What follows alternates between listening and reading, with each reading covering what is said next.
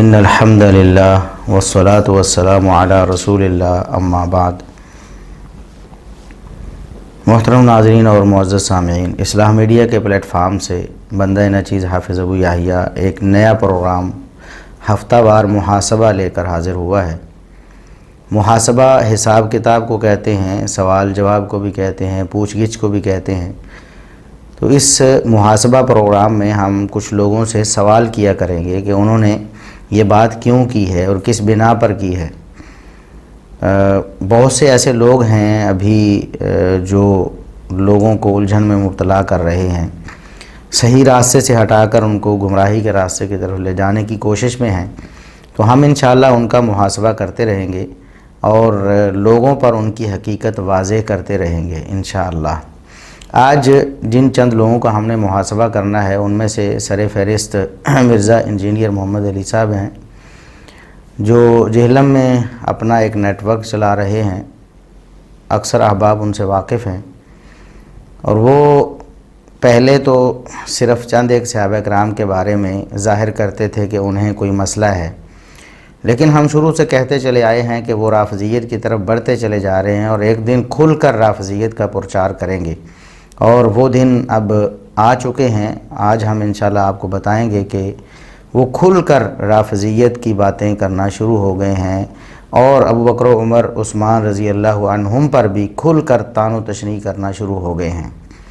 اسی طرح آج کے ہمارے پروگرام میں شامل ہوں گے مولانا طارق جمیل صاحب بھی، کہ وہ کچھ ایسی روایات پیش کرتے رہتے ہیں جو من گھڑت، ضعیف اور منکر قسم کی ہوتی ہیں، اور ان کی وجہ سے روافض اہل سنت کے خلاف طوفان بدتمیزی کھڑا کرتے ہیں کہ دیکھیں جی یہ روایات اہل سنت کی کتابوں میں ہیں اور اہل سنت انہیں چھپاتے ہیں۔ اس پہ بھی انشاءاللہ بات کریں گے۔ اسی طرح اسحاق جہلوی صاحب پر بھی کچھ بات کریں گے، جو کہ مرزا محمد علی انجینئر صاحب کے گرو ہیں اور استاذ ہیں اس فیلڈ میں۔ صحابہ کرام سے بدتمیزی کرنا، ان کی گستاخی اور توہین کرنا مرزا صاحب نے انہی سے سیکھا ہے۔ اسی طرح شہریار رضا عابدی صاحب ایک رافضی ہیں، اپنے آپ کو شیعہ کہتے ہیں۔ انہوں نے بھی ایک طوفان بدتمیزی کھڑا کر رکھا ہے صحابہ کرام کے خلاف، اور کچھ ایسی روایات اور کچھ ایسی من گھڑت داستانیں لوگوں کے سامنے پیش کر کے وہ یہ ثابت کرنے کی کوشش کرتے ہیں کہ نعوذ باللہ صحابہ کرام جو ہیں یا ازواج مطہرات جو ہیں وہ کوئی اچھے لوگ نہیں تھے، برے تھے، بد کردار تھے، نعوذ باللہ۔ تو ان کی کچھ باتوں کا بھی آج ہم نوٹس لیں گے اور ان کا بھی محاسبہ کریں گے۔ تو شروع کرتے ہیں۔ شروع انجینئر محمد علی مرزا صاحب سے ہم کریں گے کہ انہوں نے بہت سارے جھوٹ بولے ہیں، اور اتنے جھوٹ بولے ہیں کہ ان جھوٹوں کی وجہ سے اب دشمنان اسلام بھی ان کا حوالہ پیش کرتے ہیں جب اسلام کے خلاف انہوں نے بات کرنا ہوتی ہے۔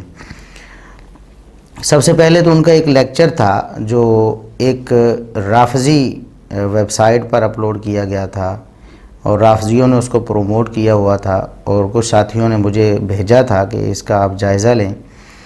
تو اس سے ہم شروع کرتے ہیں، اور انشاءاللہ باقی ساری باتیں آہستہ آہستہ آپ کے سامنے آئیں گی۔ انجینئر محمد علی مرزا صاحب سیدنا عثمان رضی اللہ عنہ کے حوالے سے بھی بدظن اور بدگمان ہیں، اور صرف بدظن اور بدگمان ہی نہیں، بد زبان بھی ہیں۔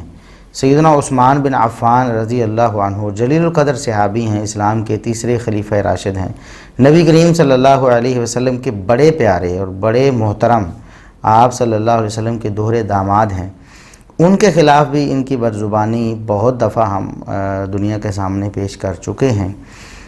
آج بھی جو ان کی وہ ویڈیو میرے سامنے آئی تو اس میں بھی انہوں نے سیدنا عثمان رضی اللہ عنہ پر ایک تہمت لگائی تھی کہ صحابہ کرام ان کے خلاف ہو گئے تھے، صحابہ کرام ان کے خلاف اٹھ کھڑے ہوئے تھے۔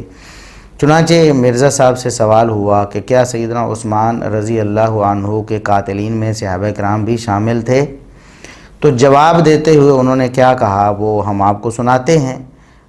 پہلے میں آپ کو بتاتا ہوں کہ انہوں نے کیا کہا۔ وہ کہتے ہیں کہ آج کے دن جو قتل ہوتا ہے اس کا کوئی پتہ نہیں چلتا، تو فرانزک انویسٹیگیشن کی سہولت بھی آج موجود ہے، لیکن اس کے باوجود بھی نہیں پتہ چلتا کہ قاتل کون ہیں۔ اس دور میں تو کوئی سی سی ٹی وی کیمرہ بھی نہیں تھا۔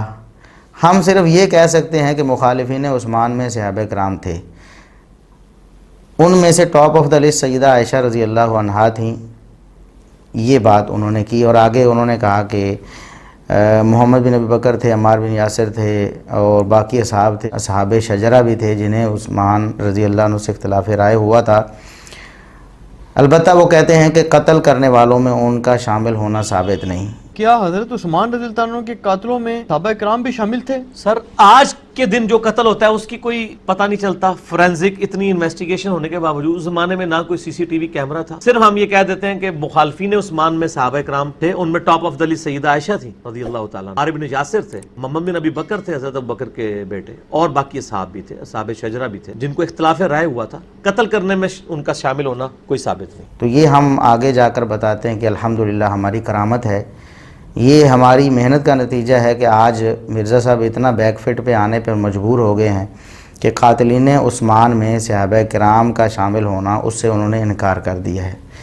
باقی یہ جو بات ہے کہ سیدہ عائشہ رضی اللہ عنہا ان کے مخالفین میں تھیں، تو یہ بدترین جھوٹ ہے مرزا صاحب کا۔ جہاں تک محمد بن ابی بکر کا تعلق ہے تو اس حوالے سے ہمارا پورا ایک ویڈیو لیکچر ہے جو ریکارڈڈ ہے اور اپلوڈڈ ہے ہمارے یوٹیوب چینل پر، اصلاح میڈیا کمپلیٹ لیکچرز والے یوٹیوب چینل پر وہ کمپلیٹ اپلوڈڈ ہے، اسی طرح اس میں سے شارٹ کلپس جو ہیں مرزا صاحب کی خیانتوں اور جہالتوں پر جو مبنی ہیں، مختلف چھوٹے چھوٹے کلپس ہیں ایک ایک بات پر جن میں فوکس کیا گیا ہے، وہ ہمارے یوٹیوب چینل اصلاح میڈیا شارٹ کلپس والے چینل پر آپ کو مل جائیں گی ساری ویڈیوز۔ اور ہم انشاءاللہ جب ویڈیو اپلوڈ کریں گے یہ والی یوٹیوب پر، یہ جو ہمارا کمپلیٹ لیکچرز والا چینل ہے، تو اس میں ہم انشاءاللہ ڈسکرپشن میں یہ تمام لنکس بھی دے دیں گے، اور کوشش کریں گے کہ جو شارٹ کلپس والا چینل ہے تو جو ویڈیو ہماری پرانی ریکارڈڈ ہے اس کے متعلق، تو شارٹ کلپس والے چینل میں بھی جب ویڈیو اپلوڈ ہو تو اس کی ڈسکرپشن میں متعلقہ جو ریلیٹڈ ویڈیوز ہیں ان کے لنکس دے دیے جائیں۔ تو محمد بن ابی بکر صحابی نہیں تھے۔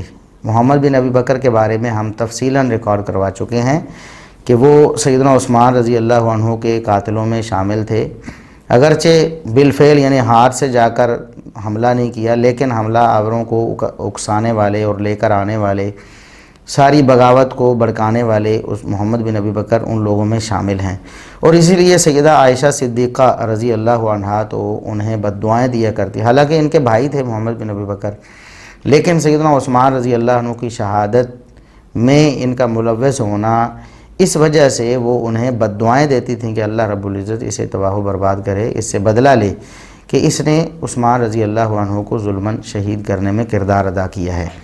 تو محمد بن ابی بکر کے بارے میں تو ہم تفصیلاً بات کر چکے ہیں، وہ صحابی نہیں ہیں۔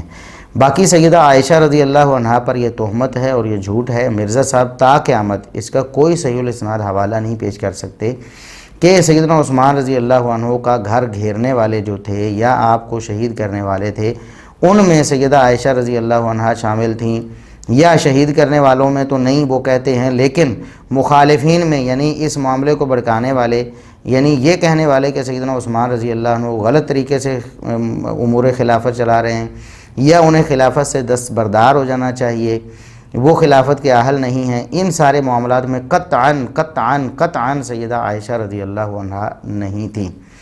ہاں، جو لوگ سیدنا عثمان رضی اللہ عنہ کو شہید کرنے والے ہیں، مالک اشتر وغیرہ اور محمد بن ابی بکر وغیرہ اور دیگر جو ہیں، ان کے خلاف بد دعائیں ضرور سیدہ عائشہ صدیقہ رضی اللہ عنہا سے ثابت ہیں، جیسا کہ ہم پیش کر چکے ہیں۔ لہٰذا مرزا صاحب آپ کا یہ جھوٹ اب زیادہ نہیں چلنے والا۔ ہم آپ سے مطالبہ کرتے ہیں کہ اگر آپ سچے ہیں اپنے اس دعوے میں کہ سیدہ عائشہ صدیقہ رضی اللہ عنہا مخالفین عثمان میں شامل تھیں، تو آپ ایک صحیح الاسناد روایت پیش کریں۔ اگر آپ ایک بھی صحیح الاسناد روایت پیش نہ کر سکیں تو اس کا مطلب یہ ہے کہ آپ جھوٹے ہیں، بددیانتی سے کام لیتے ہیں، اور صحیح الاسناد کا لیبل لگا کر کہ میں صحیح الاسناد روایتیں پیش کرتا ہوں، اس لیبل کے نیچے آپ جھوٹی اور منکر اور من گھڑت روایات، بے پایا اور بے ثبوت روایات جو ہیں وہ لوگوں کے سامنے پیش کرتے ہیں۔ سیدہ عائشہ صدیقہ رضی اللہ عنہا سیدنا عثمان رضی اللہ عنہ کی مخالف نہیں تھیں، نہ ان کا کوئی کردار ہے، نہ انہوں نے مخالفین کی حمایت کی۔ ہاں، مخالفین کی مخالفت ضرور کی ہے، جیسا کہ ہم اس حوالے سے پیش کر چکے ہیں کہ ان کو بد دعائیں دی ہیں۔ صحابہ کرام میں سے کوئی بھی شامل نہیں تھا، یہ الحمدللہ مرزا صاحب نے بھی مانا ہے۔ ہم یہ کہتے ہیں کہ قاتلین میں بھی نہیں اور مخالفین میں بھی نہیں۔ سیدنا عثمان رضی اللہ عنہ سے امور خلافت کے حوالے سے یا خلافت کے اہل نہ ہونے کے حوالے سے یا خلافت سے دستبردار ہونے کے مطالبے کے حوالے سے کسی بھی صحابی کا کوئی کردار نہیں ہے۔ اگر مرزا صاحب کے پاس ایسا کوئی ثبوت ہے، وہ کہتے ہیں اصحاب شجرہ بھی تھے، یعنی بیت رضوان والے بھی تھے، یہ کائنات کا بدترین جھوٹ ہے۔ مرزا صاحب ایک دلیل باسند صحیح آپ نے پیش کرنی ہے، آپ تا قیامت انشاءاللہ پیش نہیں کر سکیں گے، پھر آپ اس جھوٹ سے باز آ جائیں۔ اور جو لوگ بیچارے بھولے بھالے مرزا صاحب کے دامے تزویر میں پھنسے ہوئے ہیں، ہم انہیں بھی دعوت اصلاح دیتے ہیں اور انہیں کہتے ہیں کہ آپ اللہ رب العزت کا ڈر اور خوف اپنے اندر پیدا کریں۔ اگر آپ یہ سمجھتے ہیں کہ آپ علمی اور کتابی ہیں تو آپ کو چاہیے کہ دلائل پر مبنی جو گفتگو ہے اس کو ایکسیپٹ کریں، اور جو بے دلیل گفتگو ہے اس کو آپ رد کر دیں۔ اپنے مرزا صاحب کی جتنی باتیں بے دلیل ہم ثابت کر رہے ہیں، آپ ان سے دلیل کا مطالبہ کریں، اور وہ جواب نہیں دیں گے۔ آج تک انہوں نے کوئی جواب نہیں دیا اور انشاءاللہ تا قیامت دے بھی نہیں سکتے ہیں۔ وہ جواب نہیں دے رہے اور بے دلیل باتوں پر اڑے ہوئے ہیں تو آپ ان کو رد کریں اور ان کو مسترد کریں، یہی انصاف کا تقاضا ہے۔ اور اگر آپ ایسا نہیں کرتے تو اس کا مطلب ہے کہ آپ بے انصاف ہیں۔ اگلی بات جو مرزا صاحب نے کی ہے وہ یہ تھی کہ قاتلین عثمان میں صحابہ میں سے کوئی شامل نہیں ہے۔ یہ بات الحمدللہ ہماری برکت سے مرزا صاحب مان گئے ہیں کہ کوئی بھی صحابی قاتلین عثمان میں شامل نہیں تھے، لیکن جب انہوں نے یہ مان لیا تو انہوں نے اپنے باب اسحاق جھالوی صاحب کو جھوٹا قرار دے دیا ان کے اس دعوے میں کہ اسحاق جھالوی صاحب کا یہ پرزور دعویٰ تھا کہ سیدنا عثمان رضی اللہ عنہ کو شہید کرنے والے وہ صحابہ تھے، بلکہ بیت رضوان والے تھے، اور جن سے اللہ راضی ہو چکا تھا وہ صحابہ تھے۔ اب ہم ذرا مرزا صاحب کی ویڈیو بھی آپ کو دکھاتے ہیں دوبارہ، کہ مرزا صاحب کہہ رہے ہیں کہ قاتلین عثمان میں صحابہ کرام میں سے کوئی شامل نہیں تھا، اور باقی اصحاب بھی تھے، اصحاب شجرہ بھی تھے، جن کو اختلاف رائے ہوا تھا، قتل کرنے میں ان کا شامل ہونا کوئی ثابت نہیں ہے۔ جی آپ نے سن لیا کہ قاتلین عثمان میں کوئی بھی صحابی شامل نہیں تھا۔ اب اسحاق جھالوی صاحب کا وہ بیان ہم آپ کو سنائیں گے انشاءاللہ ویڈیو میں۔ وہ کہتے ہیں کہ آج قاتلین عثمان کو جو مرضی کہو، یہ وہ پنجابی میں کہتے تھے، میں ذرا اردو میں آپ کو سمجھا رہا ہوں۔ کہتے ہیں آج صحابہ قاتلین عثمان کے بارے میں آپ جو مرضی کہتے رہیں کہ کون تھا قاتل، وہ خود صحابہ تھے۔ جھالوی صاحب کہتے ہیں وہ خود صحابہ سی جنہوں نے شہید کیا، نعوذ باللہ۔ میں انہا تلاش کیتا تے پھر وہ بیت رضوان والے سی، کوئی ایرا غیرہ بندہ نہیں سی۔ یعنی کہتے ہیں میں نے بڑا تلاش کیا تو مجھے یہی ملا کہ بیت رضوان والے صحابہ تھے جنہوں نے سیدنا عثمان رضی اللہ عنہ کو شہید کیا۔ آج قاتلان عثمان جو مرضی آکھو وہ خود صحابی، میں نہ تلاش کیتا کہ بیت رضوان والے کوئی ایرا گیرا بندہ نہیں سی، نہ کوئی یہودی سے۔ کتنا بڑا جھوٹ ہے، بددیانتی ہے، اور مرزا صاحب بھی اس بات کو مانتے ہیں کہ یہ جھوٹ ہے، لیکن اپنے بابے سے ہاتھ نہیں اٹھائیں گے۔ جھوٹا بھی مان رہے ہیں، جھوٹ بھی تسلیم کر رہے ہیں ان کا۔ اور آگے اسحاق جھالوی صاحب کہتے ہیں خود او بندے سی جنہاں تے اللہ راضی ہویا سی، خود وہ لوگ سی جنہاں تے اللہ راضی ہوا، انہاں مقام کے رہا۔ یعنی بیت رضوان کی طرف اشارہ کر رہے ہیں کہ بیت رضوان والے صحابہ نے شہید کیا۔ اور ہم یہاں ایک اور جھالوی صاحب کی دوگلی پالیسی آپ کو اور ان کی دروغ گوئی سناتے ہیں کہ ایک طرف یہاں جب سیدنا عثمان رضی اللہ عنہ کے بارے میں جھوٹ بول کر بیت رضوان والے صحابہ پر الزام لگانا تھا تو کہہ دیا کہ اللہ ان سے راضی ہو چکا تھا، جبکہ دوسری جگہ کہتے ہیں کہ بیت رضوان والوں سے بھی اللہ راضی نہیں ہوا۔ وہ کہتے ہیں وہ تو وقتی طور پر اس وقت اللہ راضی ہوا تھا، بعد میں تو ان سے ناراض بھی ہو سکتا تھا۔ نعوذ باللہ نعوذ باللہ۔ آیت میں جو آیا نا کہ لقد رضی اللہ عنہ المومن عزیز بھائیوں تحت شجرہ، ایک تو اس سے ہم جو نکالتے ہیں کہ اللہ قیامت تک لیے ان سے راضی ہو گئے، یہ بھی ہماری طرف سے نا دھاندلی ہے، ایسی بات نہیں۔ اللہ صرف اس وقت راضی ہوا جب وہ بیعت کر عزیز بھائیوں۔ یعنی جھالوی صاحب اتنے بڑے دروغ گو تھے، اتنے بڑے جھوٹے تھے کہ ایک طرف مان رہے ہیں کہ ان صحابہ سے اللہ راضی ہو گیا، رضی اللہ عنہم ورضوا عنہ، لیکن دوسری طرف کہتے ہیں کہ ان سے اللہ راضی ہوا عارضی طور پر، ہمیشہ ہمیشہ نہیں راضی ہوا ان سے بھی۔ یعنی ان کی یہ دیکھیں، ان کا گرگٹ کی طرح رنگ بدلنا دیکھیں، اپنے مفاد میں آئے تو ان صحابہ سے اللہ راضی ہوا، اور اپنے مفاد کے خلاف آئے تو ان صحابہ سے بھی اللہ کے راضی ہونے کا انکار کر دیں۔ یہ ان کی اصلیت ہے۔ یہ تو بیت رضوان والوں کو بھی اللہ کی رضامندی کا مستحق نہیں سمجھتے، قرآن کریم کا بھی انکار کیے جا رہے ہیں رضی اللہ عنہ و رضوا عنہ، اور مرزا صاحب ان کو شیخ الاسلام کہتے ہیں۔ اور مرزا صاحب یہ آپ کے شیخ الاسلام ہیں جو آپ کے نزدیک جھوٹے ہیں، کیونکہ آپ بھی یہ بات مانتے ہیں کہ صحابہ میں سے کوئی بھی شامل نہیں تھا سیدنا عثمان رضی اللہ عنہ کی شہادت میں ملوث نہیں تھا، اور ائمہ دین بھی یہ کہتے ہیں، اہل سنت بھی یہ کہتے ہیں، اور ہم اس حوالے سے پہلے علماء کے حوالے اور ائمہ دین کے حوالے بھی پیش کر چکے ہیں، جیسا کہ حافظ ابن کثیر رحمۃ اللہ علیہ ہے، علامہ نووی رحمۃ اللہ علیہ وغیرہ۔ تو آپ بھی اس بات کو مانتے ہیں، لیکن آپ کے بابا جی جھوٹ بولتے ہوئے بیت رضوان والے صحابہ کرام پر الزام لگا رہے ہیں کہ انہوں نے شہید کیا۔ واضح الفاظ میں قاتلین عثمان کہتے ہیں بیت رضوان والوں کو، کہتے ہیں کہ جو سارے صحابہ شہروں میں سے اکٹھے ہوئے تھے وہ سارے صحابہ ہی تھے، وہ صحابہ سے جڑے شہروں تو اکٹھے ہو کے یعنی گھر گھیرنے والے بھی صحابہ، شہید کرنے والے بھی صحابہ، اور بیت رضوان والے صحابہ۔ مرزا صاحب آپ بتائیں کہ کون جھوٹا ہے، آپ جھوٹے ہیں یا آپ کے گرو اسحاق جھالوی صاحب جھوٹے ہیں صحابہ کرام پر الزام لگانے میں؟ اور ہم کہتے ہیں دونوں ہی جھوٹے ہیں، اسحاق جھالوی صاحب جھوٹے ہیں، یہ تو آپ نے بھی مان لیا، اور آپ جھوٹے ہیں، اور ہم نے ثابت کر دیا کہ سیدہ عائشہ صدیقہ رضی اللہ عنہا پر آپ تہمت لگا رہے ہیں کہ وہ سیدنا عثمان رضی اللہ عنہ کی مخالف تھیں، ان کی مخالف پارٹی میں شامل تھیں، مخالفین عثمان میں شامل تھیں۔ یہ بدترین جھوٹ ہے مرزا صاحب آپ کا، اور اصحاب شجرہ پر آپ نے یہ جھوٹا الزام لگایا، یہ بھی بدترین جھوٹ ہے آپ کا۔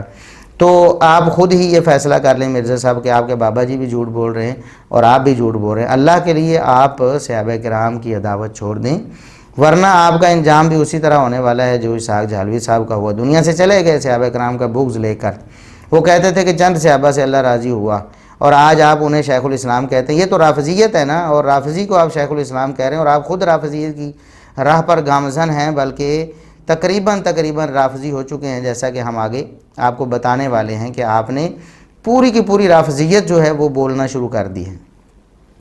آگے ہم یہ بتاتے ہیں کہ سیدنا عثمان رضی اللہ عنہ کی شہادت کے حوالے سے اسحاق جھالوی صاحب ایک اور جھوٹ بھی بولتے تھے۔ وہ کہتے تھے کہ سیدنا عثمان رضی اللہ عنہ کا قتل درست تھا، یہ ثابت کرنے کی کوشش کرتے ہیں۔ لفظوں میں تو شاید انہوں نے نہیں کہا، لیکن باور یہ کروانے کی کوشش کی ہے کہ سیدنا عثمان رضی اللہ عنہ کو جو شہید کیا گیا یہ کوئی غلط کام نہیں تھا، انہوں نے صحیح کیا جنہوں نے قتل کیا۔ وجہ کیا بیان کرتے ہیں؟ ایک ضعیف ترین روایت، جھوٹی روایت پیش کرتے ہیں۔ انہوں نے تو حوالہ بھی نہیں دیا اسحاق جھالوی صاحب نے، اور ہم نے اللہ کے فضل و کرم سے وہ جھوٹی روایت نکالی ہے، اور نکال کر آپ کے سامنے اس کی حقیقت بتائیں گے۔ اسحاق جھالوی صاحب کہتے ہیں کہ اصل میں سیدنا عثمان رضی اللہ عنہ کو شہید کیوں کیا گیا؟ انہوں نے تو گھر گھیرا ہوا تھا، مطالبہ یہ کر رہے تھے خلافت آپ سے صحیح چل نہیں رہی، آپ خلافت چھوڑ دیں، لیکن اس دوران ہوا یہ کہ سیدنا عثمان رضی اللہ عنہ کے کسی حامی نے ان کے گھر سے تیر چلایا جو مخالفین کے ایک بندے کو لگا، اور اس کو بھی انہوں نے کہا کہ وہ ایک صحابی تھا، ایک بوڑھا صحابی تھا جس کا نام وہ بیان کرتے ہیں نیار بن ایاز، اس کو وہ تیر لگا اور وہ شہید ہو گیا۔ حضرت عثمان دے خامی نے تیر ماریا، ایک صحابی رسول ماریا گیا، پھر انہوں نے آخیا بھی تو ہوں یا سامنے تیرے ماریا، پچھلے کیس سے وکھرے رہا، ہوں تیر ماریا نیار بن ایاز نو، اس بڑھے صحابی نے مار دیا، قصاص لا کے یہ منے نہیں، انہوں نے دروازے ٹپے قتل کر، وہ بھی جذباتی ہوگا۔ یہ جھالوی صاحب کی داستان ہے جو انہوں نے سنائی ہے۔ سیدنا عثمان رضی اللہ عنہ کو قصوروار ٹھہرانے کے لیے اور ان کے قتل کو جواز بخشنے کے لیے، نعوذ باللہ یہ لوگ ہیں جو خلافت کی باتیں کرتے ہیں۔ ہم آپ کو بتاتے ہیں یہ خلافت سے مخلص نہیں ہیں، یہ بد باطن اور خبث باطن رکھنے والے لوگ ہیں۔ دیکھیں ان کا خبث باطن ہے، ایک طرف کہتے ہیں خلافت، دوسری طرف سیدنا عثمان رضی اللہ عنہ کی خلافت کے ہی یہ منکر ہیں، اور اس کو میں آگے ثابت کروں گا، منکر ہیں واضح الفاظ میں۔ جھالوی صاحب بھی کہتے تھے کہ انہوں نے خلافت برباد کر دی اور اسلام کا نظام برباد کر دیا سیدنا عثمان رضی اللہ عنہ نے، نعوذ باللہ۔ اور انجینئر صاحب بھی ایسی باتیں کرتے ہیں جیسا کہ ہم آگے پیش کرنے والے ہیں۔ تو بہرحال انہوں نے بیان یہ کرنے کی کوشش کی کہ سیدنا عثمان رضی اللہ عنہ جو قتل ہوئے ہیں وہ اپنی غلطی کی وجہ سے قتل ہوئے ہیں، وہ کسی نے ان کو ظلماً شہید نہیں کیا۔ روایت یہ بیان کی کہ عثمان رضی اللہ عنہ کے حامیوں میں سے کسی نے تیر چلایا، اور وہ تیر ایک صحابی نیار بن ایاز رضی اللہ عنہ کو لگا اور وہ شہید ہو گئے۔ جب وہ شہید ہو گئے تو باغیوں نے کہا کہ آپ ہمیں اس کا قصاص دیں، باقی باتیں تو بعد میں ہم دیکھیں گے، آپ کی خلافت کے معاملات جن کی وجہ سے ہم نکل کے آئے تھے. ابھی یہ جو معاملہ بن گیا ہے کہ آپ نے ہمارا ایک بندہ مار دیا ہے، ہمیں اس کا قصاص چاہیے، تو عثمان رضی اللہ عنہ نے قصاص دینے سے انکار کر دیا، تو انہوں نے دیواریں پھلانگ کے گھر میں داخل ہو کر عثمان رضی اللہ عنہ کو شہید کر دیا. نعوذ باللہ، یہ جھوٹی روایت انہوں نے پیش کی. اب یہ تاریخ طبری میں یہ روایت موجود ہے. تاریخ طبری میں جلد 4 صفحہ 381، 82 اور 83 ایک سند کے ساتھ نقل مختلف راویوں سے جو سند مروی ہے. اب اس کی سند میں 3 راوی مجہول ہیں. ایک بندہ بھی سند میں مجہول ہو تو سند صحیح نہیں ہوتی، ناقابل التفات ہوتی ہے اور ناقابل احتجاج ہوتی ہے. اس کی سند میں 3 راوی مجہول ہیں. نمبر 1 جعفر بن عبداللہ المحمدی، یہ بھی مجہول ہے. نمبر 2 حسین بن عیسیٰ بھی مجہول ہے. اور نمبر 3 اس کا والد عیسیٰ بن زید. یہ تینوں مجہول راوی ہیں. اب ایک راوی بھی مجہول ہے تو روایت ضعیف ہے. جب 3 راوی مجہول ہوں گے تو روایت سخت ترین ضعیف ہوگی. یہ جھوٹی روایت مرزا صاحب کے گرو نے اسحاق جھالوی صاحب نے پیش کر کے سیدنا عثمان رضی اللہ عنہ کو نعوذ باللہ بدنام کرنے کی کوشش کی کہ ان کا بندہ مار دیا اور قصاص دینے سے بھی انکار کر دیا. یہ جھوٹ ہے مرزا صاحب آپ کے شیخ الاسلام صاحب کا. آپ کے شیخ الاسلام صاحب نے یہ جھوٹ بولا، اس کی سند کہاں ہے؟ آپ پر لازم ہے کہ اگر آپ جھالوی صاحب کو شیخ الاسلام سمجھتے ہیں نا، حالانکہ وہ ختم نبوت کے بھی ڈاکو تھے جیسا کہ ہم بیان کر چکے ہیں پہلے بھی، آگے بھی بات انشاءاللہ آئے گی. اور رافضیت واضح طور پر وہ بولتے تھے. صحابہ کرام چند صحابہ سے اللہ راضی ہوا رافضی بھی تھے، اس کے باوجود آپ نے ان کو شیخ الاسلام بنایا ہوا اس لیے کہ آپ بھی رافضی ہیں. اب شیخ الاسلام صاحب یہ جھوٹ بول رہے ہیں سیدنا عثمان رضی اللہ عنہ کے قتل کو جسٹیفائی کرنے کے لیے. آپ کے پاس کیا دلیل ہے کہ یہ ان کی بات سچ ہے؟ اگر جھوٹ ہے تو آپ کو چاہیے کہ مانیں کہ آپ کے شیخ الاسلام صاحب نے جھوٹ بولا ہے، جھوٹی روایت پیش کر کے سیدنا عثمان رضی اللہ عنہ کو بدنام کرنے کی کوشش کی ہے. اور اگر آپ اس پر جواب نہیں دیتے تو اس کا مطلب یہ ہے کہ آپ کے حواریوں کو بھی سمجھ جانا چاہیے کہ آپ کے پاس کچھ نہیں ہے. آپ محض جھوٹ پہ ہی اپنے سارے معاملات کو لے کے چل رہے ہیں. اور آپ کے گرو اسحاق جھالوی صاحب بھی جھوٹ بولتے تھے. سیدنا عثمان رضی اللہ عنہ ظلماً شہید کیے گئے اور اس کی گواہی نبی کریم صلی اللہ علیہ وسلم نے دی ہے. آپ صحیح بخاری کے بھی الفاظ، اور ہم یہ ساری چیزیں شہادت عثمان رضی اللہ عنہ والے ڈیٹیلڈ لیکچر میں ساری باتیں تفصیل کے ساتھ پیش کر چکے ہیں. آپ ہمارے یوٹیوب چینل پہ جو کمپلیٹ لیکچرز والا اصلاح میڈیا یوٹیوب چینل ہے اس پہ آپ کو مکمل یہ مل جائے گی.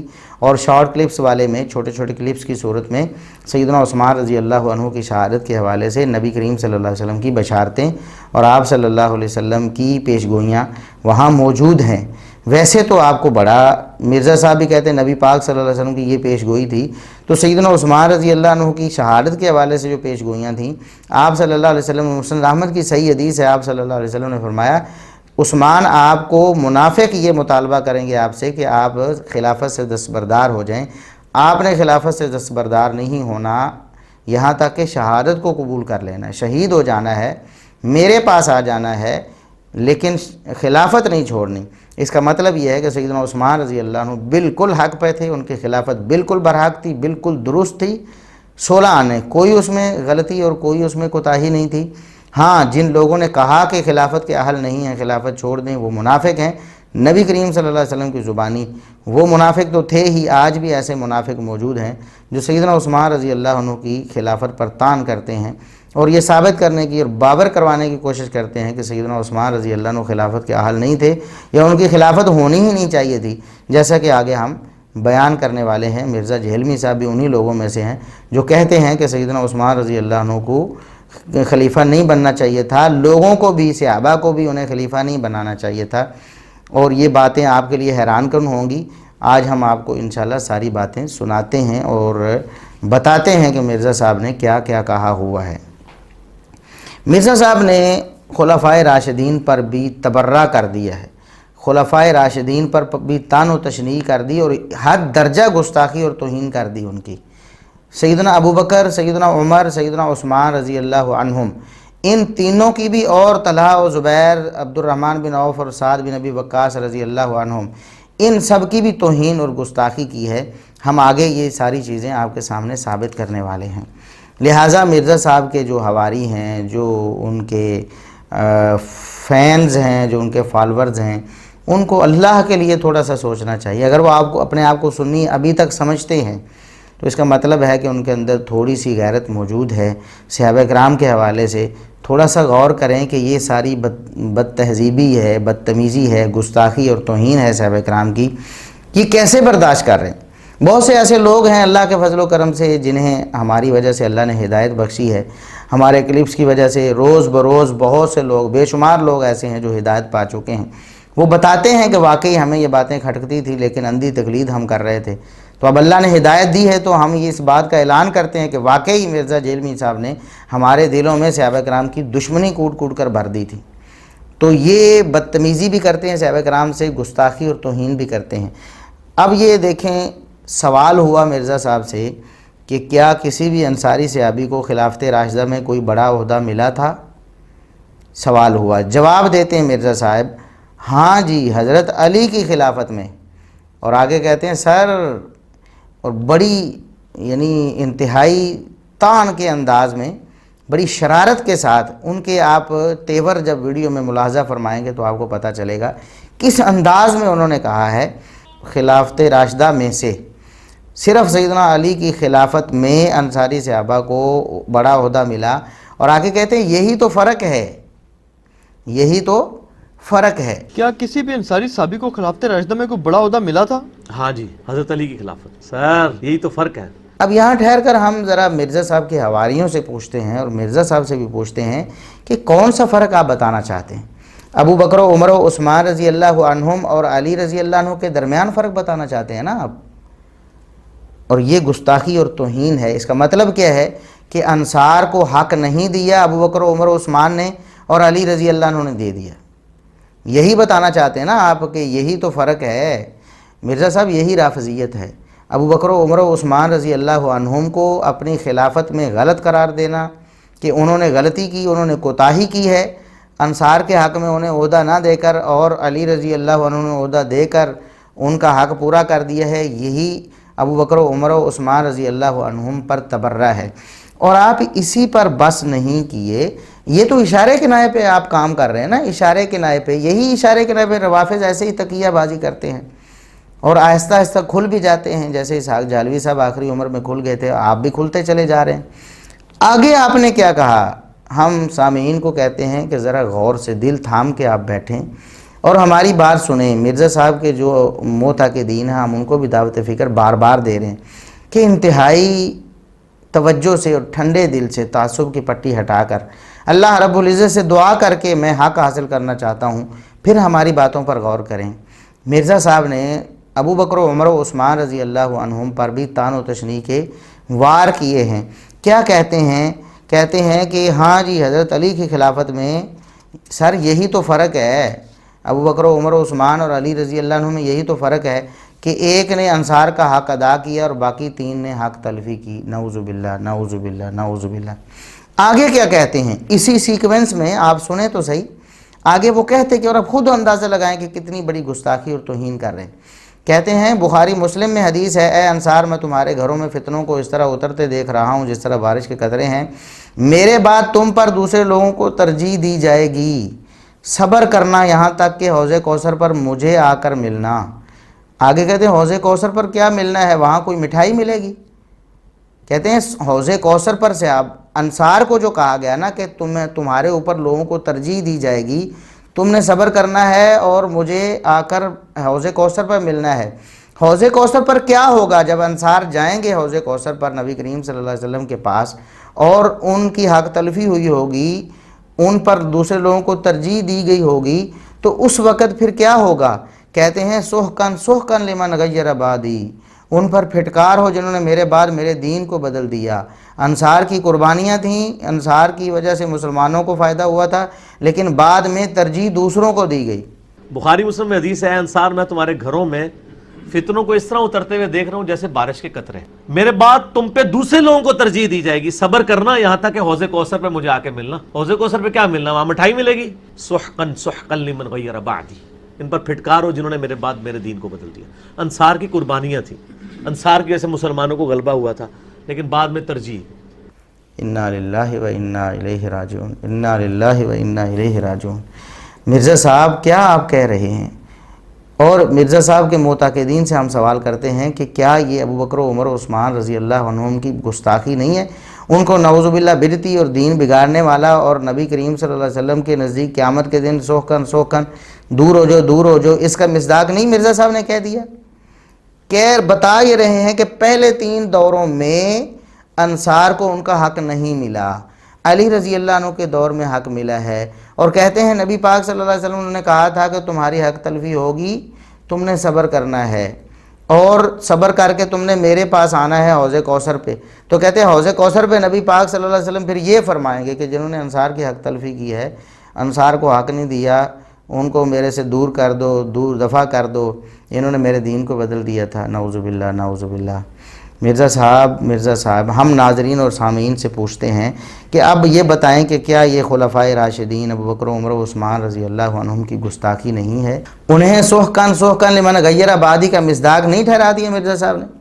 साफ़ तौर पर कह रहे हैं कि अली रज़ी अल्लाह अन्हु से पहले किसी ने अंसार को ओहदा नहीं दिया और बाद में इस ओहदा ना देने को हक़ तलफ़ी कहकर नबी पाक सल्लल्लाहु अलैहि वसल्लम की इस हदीस का मिज़दाक करार दे रहे हैं कि सोहकन लिमन गय्यर आबादी। इसके बाद आप क्या सुनना चाहते हैं? हाँ, मिर्ज़ा साहब इससे बढ़कर और भी बातें करेंगे, अभी आइंदा दिनों में करने वाले हैं। वो राफ़ज़ियत उनकी खुलकर बाहर आ रही है, वो सारा कुछ यानी वाज़े तौर पर बोलेंगे भी, वो ज़ुबान से सारा कुछ लोगों को बताएंगे भी, अपनी राफ़ज़ियत भी खोलेंगे, लेकिन आहिस्ता आहिस्ता अब देखें जहाँ तक आज पहुँच चुके हैं, कुछ दिन पहले तक तो नहीं थे वहाँ तक। अब देख लें कि वो सैयदना अबू बकर उमर उस्मान रज़ी अल्लाह अन्हुम को भी मुजरम गर्दान रहे हैं अंसार सहाबा के बारे में। और हम यहाँ अपने सुन्नी मुसलमानों को भी ज़रा ये बताते हैं कि कहीं वो ये ना समझ लें कि वाकई अबू बकर उमर उस्मान रज़ी अल्लाह अन्हुम ने कोई हक़ तलफ़ी की थी अंसार की। देखें, अंसार को ओहदा ना देना, अंसार को ओहदे से पीछे कर देना या मालो दौलत में जहाँ लोगों का हक़ बनता हो अंसार को पीछे कर देना और दूसरे लोगों को आगे कर देना, ये उनकी हक़ तलफ़ी नहीं है, ये कोताही नहीं है। ख़ुद नबी पाक सल्लल्लाहु अलैहि वसल्लम ने क्या अंसार के हक़ में कोताही की थी? अब सही बुखारी की 4331 नंबर हदीस पढ़ के देखें। नबी करीम सल्लल्लाहु अलैहि वसल्लम के पास माल आया और आपने मुहाजिरीन में माल जो है तकसीम करना शुरू कर दिया और उन लोगों पर भी जो फ़तह मक्का के मौके पर मुसलमान हुए थे उन्हें भी माल देना शुरू कर दिया। अंसार को माल नहीं दिया। उस पर अंसार के कुछ लोगों ने ये एतराज़ किया, बोल के कह दिया, आपस में बात कर दी कि नबी करीम सल्लल्लाहु अलैहि वसल्लम ने ये सही नहीं किया है कि हमारी तलवारें अभी तक इनके खून से रंगीन हैं, यानी हम इनसे कल तक लड़ते रहे हैं इस्लाम की खातिर, आज ये लोग मुसलमान हुए हैं तो इन्हें तरजीह देनी शुरू कर दी है नबी पाक सल्लल्लाहु अलैहि वसल्लम ने और हमें महरूम कर दिया है। हमारा हक़ ज़्यादा बनता था कि हमें ज़्यादा माल पहले दिया जाए। जब नबी पाक सल्लल्लाहु अलैहि वसल्लम को ये बात पहुंची तो आप सल्लल्लाहु अलैहि वसल्लम बहुत गुस्से में आए। आपने अंसार को जमा किया और सिर्फ़ अंसार को, कोई और सहाबी उधर नहीं आने दिया। अंसार को जमा करके फरमाया कि तुमने आज ये कह दिया है मेरे बारे में, तुमने आज तुम और भी कुछ कह दो, मुझे ये भी कह दो कि मैं तुम्हारे पास कंगाल आया था तो तुमने मुझे मालो दौलत दे दिया था, ये भी तुम ताना मार लो मुझे, और भी कोई ताना है तो वो भी तुम मुझे मार लो, क्यों तुमने ऐसी बात कर दी? तो फिर अंसार के जो बुज़ुर्ग सहाबा थे उन्होंने नबी पाक सल्लल्लाहु अलैहि वसल्लम से माजरत की, फरमाया कि हमारे चंद नौजवान लड़के जो थे उन्होंने ऐसी बातें कर दी हैं, हम अल्लाह के फजल व करम से ऐसा कोई हमारे दिल में मलाल नहीं है, आपका जो फ़ैसला है हमारी सर आँखों पर हम उसे तस्लीम करते हैं। फिर नबी करीम सल्लल्लाहु अलैहि वसल्लम ठंडे हुए, आपका गुस्सा काफूर हुआ। तो ऐसा हुआ नबी करीम सल्लल्लाहु अलैहि वसल्लम के दौर में भी आप सल्लल्लाहु अलैहि वसल्लम ने माल देने में अंसार को पीछे कर दिया और दूसरे लोगों को आगे कर दिया। तो अंसार के बाज़ नौजवानों के ज़हनों में यही बात आई कि हमारी हक़ तलफ़ी हुई, हालांकि यह हक़ तलफ़ी नहीं थी। तो नबी करीम सल्लल्लाहु अलैहि वसल्लम का ये अमल भी तो खुलफ़ाए राशिदीन के सामने था। खुलफ़ाए राशिदीन नबी पाक सल्लल्लाहु अलैहि वसल्लम की सीरत पर एक एक कदम फूंक फूंक कर रखते थे, आप सल्लल्लाहु अलैहि वसल्लम की सीरत के ख़िलाफ़ नहीं करते थे। तो उन्होंने भी जो बेहतर और मुनासिब समझा वो किया। अगर बिलफ़र्ज़ ये मान लिया जाए किसी अंसारी सहाबी को कोई भी ओहदा नहीं दिया गया अबू बकर उमर उस्मान रज़ी अल्लाह अन्हुम के दौर में, तो ये कोई काबिल तान बात नहीं है। उन्होंने यही बेहतर समझा, जिस तरह नबी पाक सल्लल्लाहु अलैहि वसल्लम ने बेहतर समझा कि अंसार की बजाय दूसरे लोगों को माल दिया जाए। تو خلفائے راشدین نے بھی یہ سمجھا کہ انصار کے علاوہ دوسرے لوگوں کو عہدے دے دیے جائیں، تو اس میں کون سا مسئلہ ہے؟ اس میں انصار کی کوئی حق تلفی نہیں۔ اور جس بات کی آپ کہہ رہے ہیں کہ نبی پاک صلی اللہ علیہ وسلم نے فرمایا کہ تمہارے اوپر دوسرے لوگوں کو ترجیح دی جائے گی تو تم نے صبر کرنا ہے، اگر اس سے مراد ابو بکر و عمر و عثمان رضی اللہ عنہم کی طرف سے ترجیح دینا ہے تو پھر یہ کوئی قابل قدغن بات ہے ہی نہیں ہے، ورنہ نبی کریم صلی اللہ علیہ وسلم پر بھی یہی اعتراض آئے گا کہ آپ نے خود انصار کی حق تلفی کر دی، نعوذ باللہ۔ اور اگر انصار پر کوئی ظلم و ستم کی بات ہے تو پھر یہ خلفائے راشدین میں سے کسی سے ایسا کچھ ثابت نہیں ہے، خلفائے راشدین میں سے کسی سے ایسا کچھ ثابت نہیں ہے کہ انہوں نے انصار پر کوئی ظلم و ستم کیا ہو۔ اور ہم یہ بتاتے ہیں کہ سیدنا عمر فاروق رضی اللہ عنہ وہ تو انصار کے بارے میں بہت ہی حساس تھے، وہ تو شہید ہو رہے ہیں، اس تکلیف کے عالم میں بھی وصیت فرما رہے ہیں کہ انصار کے بارے میں تمہیں وصیت کر کے جا رہا ہوں۔ یہ صحیح بخاری کی 1392 نمبر حدیث ہے، میں اپنے بعد آنے والے خلیفہ کو مہاجرین اولین انصار کے بارے میں بھی اسے اچھی وصیت کرتا ہوں، خیر کی وصیت کرتا ہوں کہ انصار سے خیر کا معاملہ کرنا ہے۔ جن لوگوں نے گھروں میں اپنے جگہ دی تھی مسلمانوں کو اور ایمان انہوں نے اپنے دلوں میں اس کو جاگزین کیا تھا کہ ان کے جو اچھے لوگ ہیں احسان کرنے والے، ان سے ان کا احسان قبول کر لے خلیفہ، اور ان کے جو گناہ گار ہوں ان میں سے جو برا عمل کریں ان سے وہ درگزر کر دے۔ عمر رضی اللہ عنہ تو فوت ہوتے وقت، شہید ہوتے وقت بھی انصار کے بارے میں وصیتیں کر کے جا رہے ہیں اپنے بعد والے خلیفہ کو، تو آپ خود یہ الزام عمر رضی اللہ عنہ پر لگائے جا رہے ہیں کہ انہوں نے انصار کے ساتھ حق تلفی کر دی، کتنا بڑا ظلم کر رہے ہیں۔ اور اگر عمر رضی اللہ عنہ نے نعوذ باللہ کوئی حق تلفی کی ہوتی تو کوئی اٹھ کر کہہ دیتا کہ آج آپ وصیتیں کر رہے ہیں، خود آپ نے انصار کے حق میں کوتاہی کی ہوئی ہے، انصار کی حق تلفی کی ہوئی ہے، نعوذ باللہ نعوذ باللہ۔ تو یہ دیکھیں ابو بکر و عمر و عثمان رضی اللہ عنہ کو بھی معاف نہیں کر رہے ہیں، ان کے خلاف بھی طوفان بدتمیزی کھڑا کر رہے ہیں اور رافضیوں کو کمک پہنچا رہے ہیں، نعوذ باللہ۔ وہ رافضی بھی کہیں گے کہ دیکھو آپ کی کتابوں میں یہ لکھا ہوا ہے، دیکھو آپ کا بندہ یہ کہہ رہا ہے، یہ ہمارا بندہ تو ہے ہی نہیں، یہ تو رافضیوں کے ایجنٹ ہے نا مرزا صاحب۔ اہل سنت سے تو ان کا کوئی تعلق نہیں ہے۔ ہم اللہ کے فضل و کرم سے 50 ایسے ان کے انحرافات وہ ہم لکھ کے لوگوں کے سامنے پیش کر چکے ہیں کہ جو رافضیت پر یا قادیانیت نوازی پر یا غامدیت پر مشتمل ہے، اہل سنت سے ان کا کوئی تعلق نہیں ہے۔ اور انشاءاللہ ایک ویڈیو بھی ہم جلدی ریلیز کرنے والے ہیں جس میں ان کے سارے وہ عقائد، ان کے ریفرنس بھی ہم ان کی ویڈیو سے انشاءاللہ دیں گے تاکہ لوگوں کو پتہ چلے کہ واقعی یہ مرزا صاحب کے اپنے نظریات ہیں، اور مرزا صاحب ان نظریات کو لوگوں میں پھیلاتے بھی ہیں اور کسی نظریے کا انہوں نے ابھی تک انکار بھی نہیں کیا ہے۔ تو سیدنا عمر رضی اللہ عنہ تو انصار کے بارے میں لوگوں کو وصیت کر کے جا رہے ہیں، بعد والوں کو، تو کیسے ہو سکتا ہے کہ خود انہوں نے انصار کے حق میں کوتاہی کی ہو؟ قطعاً حاشا وکلا، انصار کے بارے میں خلفائے راشدین میں سے کسی نے بھی کوئی کوتاہی نہیں کی انصار کے حق میں۔ یہ بالکل جھوٹا پراپیگنڈا ہے مرزا صاحب کی، یہ رافضیت ہے جو ابل کر باہر آ رہی ہے۔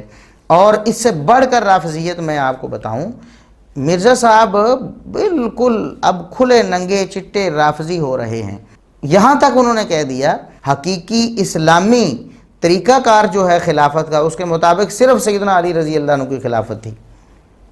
اب آپ بتائیں کہ ان کے رافضی ہونے میں کوئی شبہ ہے کسی مسلمان کو؟ کسی سنی مسلمان کو تو نہیں ہو سکتا۔ الفاظ کیا ہیں ان کے؟ کہتے ہیں کہ حقیقی ٹرو اسلامک ڈیموکریسی، یعنی حقیقی اسلامی طریقے سے جو خلافت قائم ہوئی ہے وہ صرف سیدنا علی رضی اللہ عنہ کی۔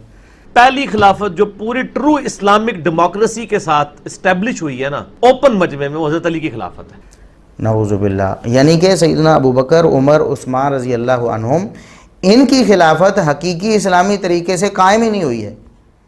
یہی رافضیت ہے، رافضی بھی یہ کہتے ہیں، مرزا صاحب آپ بھی یہ کہتے ہیں، آپ میں اور رافضیوں میں کیا فرق ہے ذرا بتائیں؟ کوئی مرزا صاحب کا معتقد ہی ہمیں بتایا کہ رافضیوں میں اور مرزا صاحب میں کیا فرق ہے۔ رافضی بھی کہتے ہیں کہ حقیقی اسلامی خلافت جو ہے وہ سیدنا علی رضی اللہ عنہ کی تھی، ابو بکر و عمر و عثمان رضی اللہ عنہم کی خلافت حقیقی اسلامی خلافت نہیں تھی۔ مرزا صاحب بھی یہی بات کہہ رہے ہیں۔ اب اس کے بعد اب کیا شبہ رہ جاتا ہے اور رافضیت میں اور مرزا صاحب میں کیا فرق رہ جاتا ہے؟ اب دیکھیں کہ اگر ان کے نزدیک ابو بکر عمر عثمان رضی اللہ عنہم کی خلافت حقیقی اسلامی خلافت نہیں تھی، پھر کس خلافت کی باتیں کرتے ہیں کہ 30 سال خلافت تھی؟ آپ تو اس کو بھی جھوٹا کہہ رہے ہیں خود ہی بھی، خلافت تو علی رضی اللہ عنہ کی ہے، وہ 2.5 سال ہے صرف، آپ کے نزدیک حقیقی اسلامی خلافت تو وہ ہے، پہلے جو دور ہیں وہ حقیقی اسلامی خلافت کے ہیں ہی نہیں، پھر آپ 30 سال خلافت کے کیسے قائل ہوئے؟ اور پھر آپ خلافت کے نعرے مارتے ہیں، نرا جھوٹ ہے، کوئی خلافت نہیں مانتے آپ تو ابو بکر عمر عثمان رضی اللہ عنہ کی خلافت کو حقیقی اسلامی خلافت نہیں مانتے، پھر آپ کس خلافت کے نعرے مارتے ہیں؟ پھر لوگوں کو خلافت و ملوکیت میں ایسے الجھا کر جھوٹ بول کر کیا فائدہ ہے؟ اب ننگے چٹے طور پر آپ رافضی ہو رہے ہیں، آپ تو کہہ رہے ہیں کہ حقیقی خلافت ہے ہی علی رضی اللہ عنہ کی، تو خلیفہ بلا فصل کا عقیدہ بھی آپ کا ہو گیا کہ نبی پاک صلی اللہ علیہ وسلم کے بعد جو ہے وہ علی رضی اللہ عنہ خلیفہ، رافضی بھی یہی کہتے ہیں، رافضی بھی یہ تو مانتے ہیں کہ نبی پاک صلی اللہ علیہ وسلم کے بعد ابو بکر پھر عمر پھر عثمان آئے ہیں، علی رضی اللہ عنہ چوتھے نمبر پہ آئے ہیں، لیکن وہ خلیفہ بلا فصل اس لیے کہتے ہیں کہ حقیقی خلیفہ جو ہیں اصل خلافت تو تھی ہی علی رضی اللہ عنہ کی۔ آپ نے بھی یہی بات کہہ دی، آپ خلیفہ بلا فصل کے بھی قائل ہو گئے ہیں کہ علی رضی اللہ عنہ خلیفہ بلا فصل ہیں، یہی تو رافضیت ہے، اس کے علاوہ اور کیا رافضیت ہے؟ اور اس کے بعد مرزا صاحب نے سیدنا عثمان رضی اللہ عنہ کی خلافت کو ناجائز بھی کہہ دیا ہے، سیدنا علی رضی اللہ عنہ پر بہتان لگا کر جھوٹ باندھا ہے علی رضی اللہ عنہ پر، ایسی بات جو علی رضی اللہ عنہ نے کبھی سوچی بھی نہیں، وہ علی رضی اللہ عنہ پر بہتان باندھ کر سیدنا عثمان رضی اللہ عنہ کی خلافت کو ناجائز کہہ دیا۔ علی رضی اللہ عنہ پر بہتان باندھتے ہوئے مرزا صاحب کہتے ہیں کہ حضرت علی نے کہا ہون سب کچھ بگاڑ کے میرے گاٹے سے فٹ کرنے لگے ہو، یعنی سب کچھ بگاڑ کے خلافت بگاڑ کے اب میرے پاس لا رہے ہو، یعنی نعوذ باللہ ابو بکر عمر عثمان رضی اللہ عنہم نے خلافت بگاڑ دی۔ یہ محمد علی مرزا صاحب انجینئر صاحب جھوٹ بول کر علی رضی اللہ عنہ کے ذمے یہ بات لگا رہے ہیں کہ علی رضی اللہ عنہ نے کہا کہ خلافت سارا معاملہ بگاڑ کر اب میرے پاس لا رہے ہو کہ میں اسے قبول کروں۔ آگے کہتے ہیں علی رضی اللہ عنہ پر بہتان باندھتے ہوئے کہ جس وقت خلیفہ چننا چاہیے تھا یعنی حضرت عمر کے بعد، حضرت علی نے کہا کہ دیکھو ہوں سب کچھ بگاڑ کے میرے گاٹے فٹ کرنے لگے ہو، لوگ منو کہن گے میں خلافت سے سب کچھ کیتا، حضرت عثمان کا قتل میرے متھے لگے گا، اور وہی ہوا۔ اب معاملات بگڑ چکے ہیں، اب بگڑ کے میرے حوالے کر رہے ہو، یعنی جس وقت خلیفہ چننا چاہیے تھا یعنی حضرت عمر کے بعد۔ کہنا یہ چاہتے ہیں کہ علی رضی اللہ عنہ نے کہا کہ جس وقت خلیفہ چننا چاہیے تھا، مجھے خلیفہ بنانا چاہیے تھا، اس وقت تم نے بنایا نہیں۔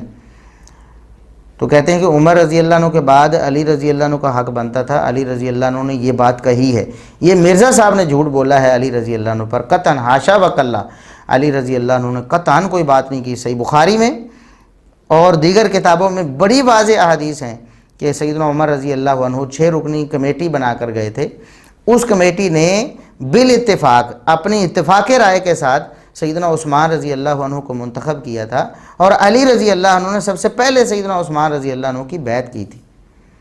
تو پھر بھی یہ لوگ جھوٹ بولے جا رہے ہیں، کہتے ہیں کہ علی رضی اللہ عنہ نے کہا کہ جب مجھے خلیفہ بنانا چاہیے تھا اس وقت آپ نے نہیں بنایا، اور اب سارا کچھ بگاڑ کے تو میرے جو گاٹے میں فٹ کر رہے ہو، نعوذ باللہ نعوذ باللہ نعوذ باللہ۔ ہم کہتے ہیں مرزا صاحب یہ جو بہتان آپ نے باندھا ہے سیدنا علی رضی اللہ عنہ پر، اس کی صحیح سند کہاں ہے؟ کوئی ایک صحیح سند قیامت تک آپ کے پاس مرزا صاحب مہلت ہے، اپنے مرنے سے پہلے دنیا کو بتا کے جائیں کہ اس کی صحیح سند کہاں ہے۔ اس کی کوئی صحیح سند دنیا میں نہیں۔ یہ مرزا صاحب آپ نے جھوٹ گھڑا ہے، سیدنا علی رضی اللہ عنہ پر بہتان باندھا ہے، حاشا وکلا علی رضی اللہ عنہ کا قطعاً ایسا کوئی نظریہ اور عقیدہ نہیں تھا کہ عمر رضی اللہ عنہ کے بعد میرا نمبر آنا چاہیے تھا، مجھے چننا چاہیے تھا۔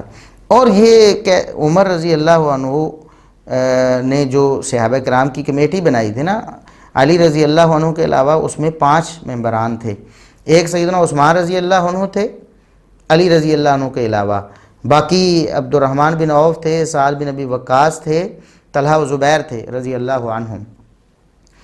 علی رضی اللہ عنہ کے علاوہ یہ 5 صحابہ ہیں، تو ان 5 صحابہ میں سے 4 عثمان رضی اللہ عنہ کے علاوہ اور 5ویں علی رضی اللہ عنہ، انہوں نے بالاتفاق اپنے اتفاقی فیصلے سے سیدنا عثمان رضی اللہ عنہ کو منتخب کیا تھا۔ یہ علی رضی اللہ عنہ پر بھی تان ہے کہ خود اپنے انتخاب کو وہ کہہ رہے ہیں کہ نعوذ باللہ کہ تمہیں چاہیے تھا کہ مجھے چن لیتے عمر رضی اللہ عنہ کے بعد، اور یہ تان ہے سعد بن ابی وقاص رضی اللہ عنہ پر اور عبد الرحمن بن عوف رضی اللہ عنہ پر.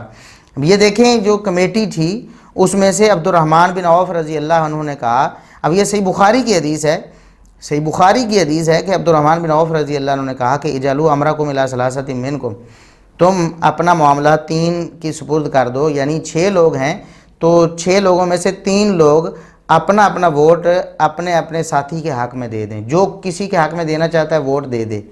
تو 3 لوگوں نے 3 لوگوں کے حق میں ووٹ دے دیا. اب 6 کی بجائے صرف 3 رہ گئے جو کہ خلافت کے حوالے سے منتخب کیے جانے تھے.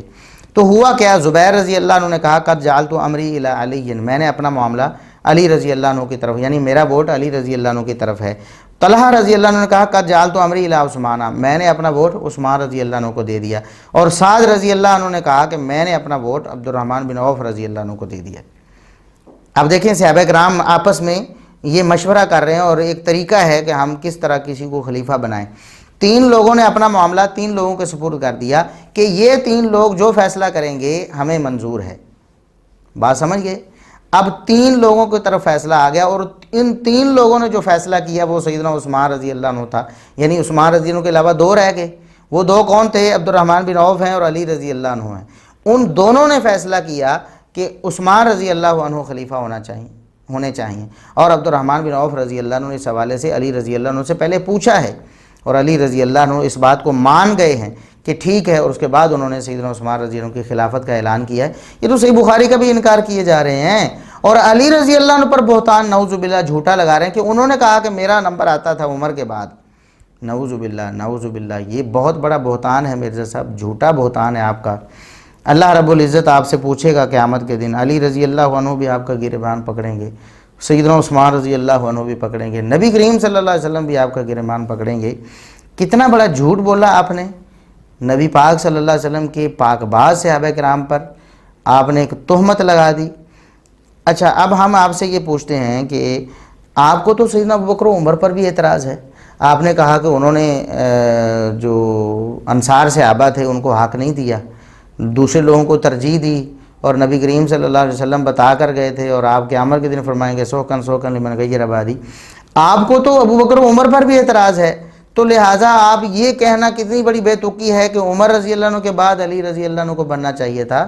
آپ سیدھی رافضیت بتائیں نا لوگوں کو کہ نبی پاک صلی اللہ علیہ وسلم کے بعد حق ہی علی رضی اللہ عنہ کو تھا اور خلیفہ تھے ہی برحق وہی, اور آپ اس بات کا اعلان تو کر ہی چکے ہیں کہ روحانی طور پر علی رضی اللہ عنہ پہلے خلیفہ تھے اور سیاسی طور پر ابوبکر رضی اللہ عنہ. نعوذ باللہ, یہی رافضیوں کا عقیدہ ہے کہ حکومت جو ہے نا وہ ابوبکر رضی اللہ عنہ نے اور عمر رضی اللہ عنہ نے اور عثمان رضی اللہ عنہ نے قبضے میں لی ہوئی تھی اور علی رضی اللہ عنہ کا حق بنتا تھا. تو آپ نے بھی وہی بات کہہ دی کہ روحانی طور پر وہ پہلے خلیفہ ہیں, بات تو وہی ہوگی. جب آپ ابوبکر و عمر رضی اللہ عنہما اور سیدنا عثمان رضی اللہ عنہ سے بھی نالاں ہیں, تینوں سے نالاں ہیں کہ انہوں نے انصار کی حق تلفی کی ہے, تو پھر آپ کو کیا ہے کہ وہ عمر کے بعد خلیفہ بنے یا عثمان کے بعد بنے, پھر اس سے کیا فرق پڑتا ہے مرزا صاحب؟ تو یہ ہم نے سیدنا عثمان رضی اللہ عنہ کی شہادت پر جو پورا تفصیلی لیکچر جو دیا ہوا ہے اس میں ہم نے یہ بتایا ہے کہ نبی کریم صلی اللہ علیہ وسلم نے سیدنا عثمان رضی اللہ عنہ کی خلافت کی بھی بشارت دی ہوئی اور پیش گوئی کی ہوئی ہے کہ عثمان اللہ رب العزت آپ کو خلافت دے گا, آپ نے خلافت نہیں چھوڑنی منافقین کے کہنے پہ, جس خلافت کو نبی کریم صلی اللہ علیہ وسلم نے خود ثابت کیا ہے, جس خلافت کو نبی کریم صلی اللہ علیہ وسلم نے خود ثابت کیا ہے اور جس کی بشارت دی نبی کریم صلی اللہ علیہ وسلم نے, آپ اس کے بارے میں کہہ رہے ہیں کہ عمر رضی اللہ عنہ کے بعد علی رضی اللہ عنہ کا نمبر آ جانا چاہیے تھا. اور یہ ان سب صحابہ پر تان ہے, عشرہ مبشرہ پر بھی, جنہوں نے سیدنا عثمان رضی اللہ عنہ کو سلیکٹ کیا تھا, اور یہ سیدنا علی رضی اللہ عنہ پر خود بھی تان ہے. اور یہاں تو آپ نے حد ہی کر دی ہے مرزا صاحب. آپ نے جو کہا کہ یہ جو عثمان رضی اللہ عنہ کے بعد علی رضی اللہ عنہ جو ہیں ان سے پہلے آنے چاہیے تھے, یہ آپ نے بات پہلے بھی کہی ہوئی ہے. اور آپ نے کہا کہ کافر بھی یہی کہتے ہیں, کافر بھی یہ کہتے ہیں کہ عمر کے بعد علی آ جاتے تو ایک اور عمر مل جاتا. تو یہ تو کافر کہتے ہیں کہ حضرت عمر کے بعد اگر حضرت علی کو خلیفہ چنا جاتا ہے ایک عمر اور اسلام کو مل جاتا. مرزا صاحب آپ کافروں کو مانتے ہیں, آپ کافروں کی بات کو ترجیح دے رہے ہیں کہ جو کہتے ہیں کہ عمر کے بعد علی کو آ جانا چاہیے تھا.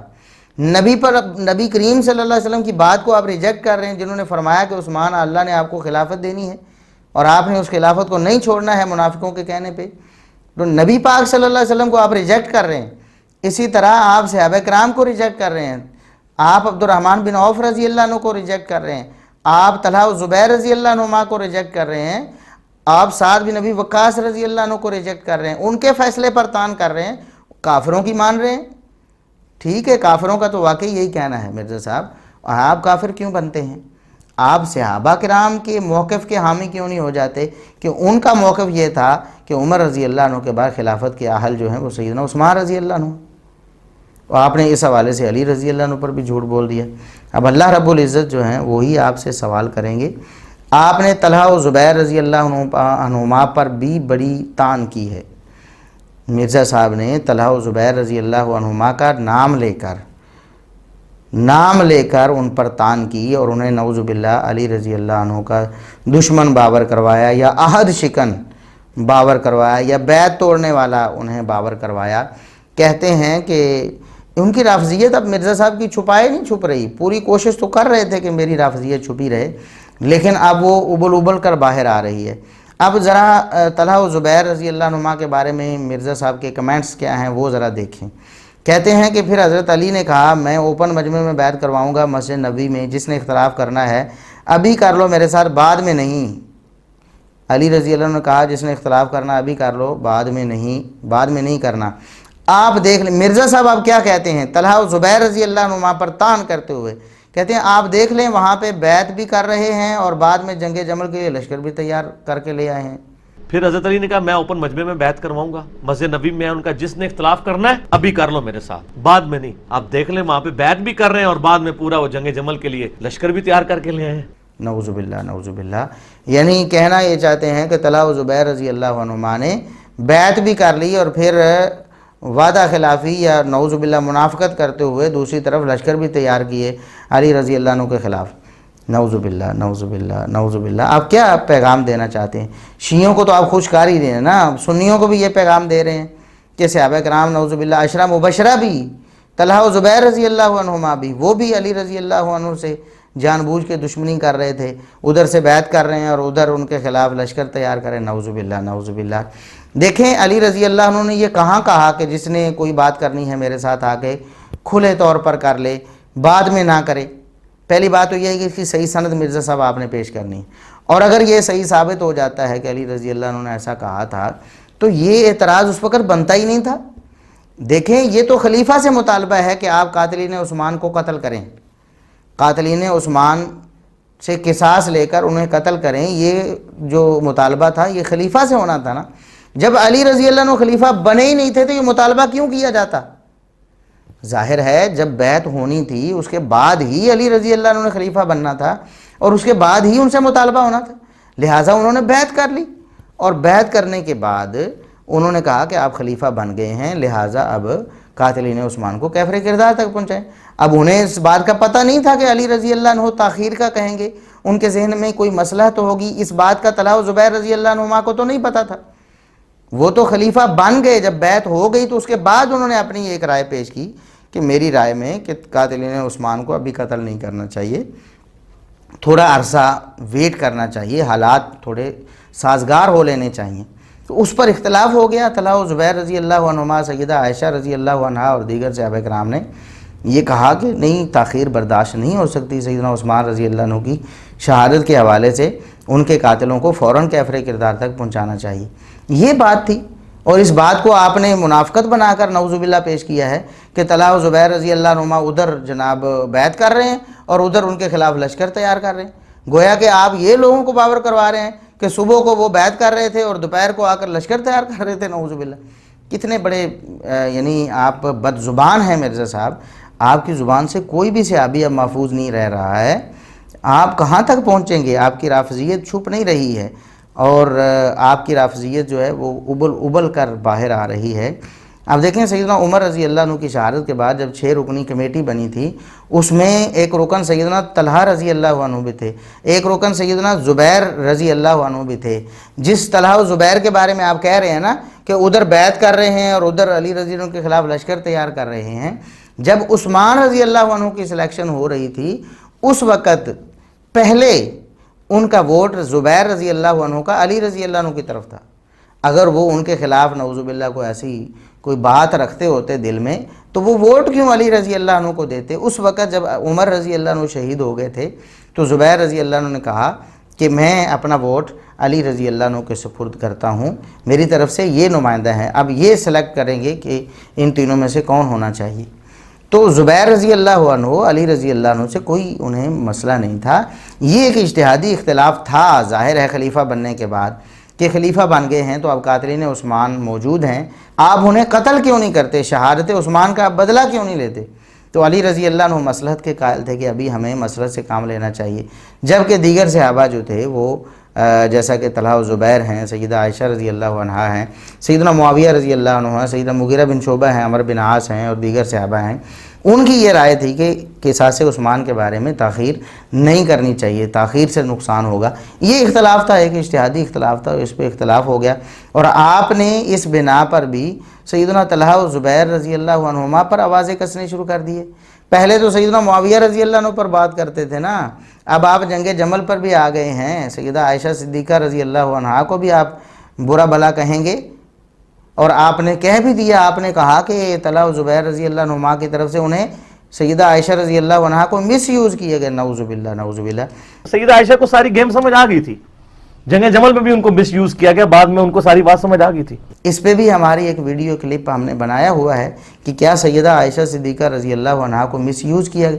یہ سیدہ عائشہ رضی اللہ عنہا کی بھی توہین ہے اور طلحہ و زبیر رضی اللہ عنہما کی بھی توہین اور گستاخی ہے کہ وہ سیدہ عائشہ رضی اللہ عنہا کو مس یوز کرتے رہے.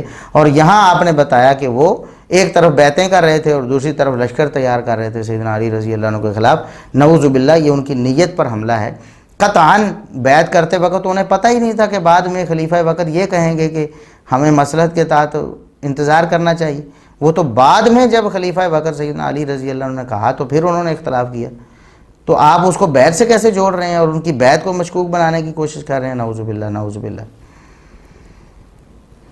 اسی طرح ایک بڑی وائرل ویڈیو ہو رہی ہے آج کل، سیدنا معاویہ رضی اللہ عنہ سیدنا ابو سفیان رضی اللہ عنہ کو لعنتی قرار دینے کی کوشش کی مرزا صاحب نے.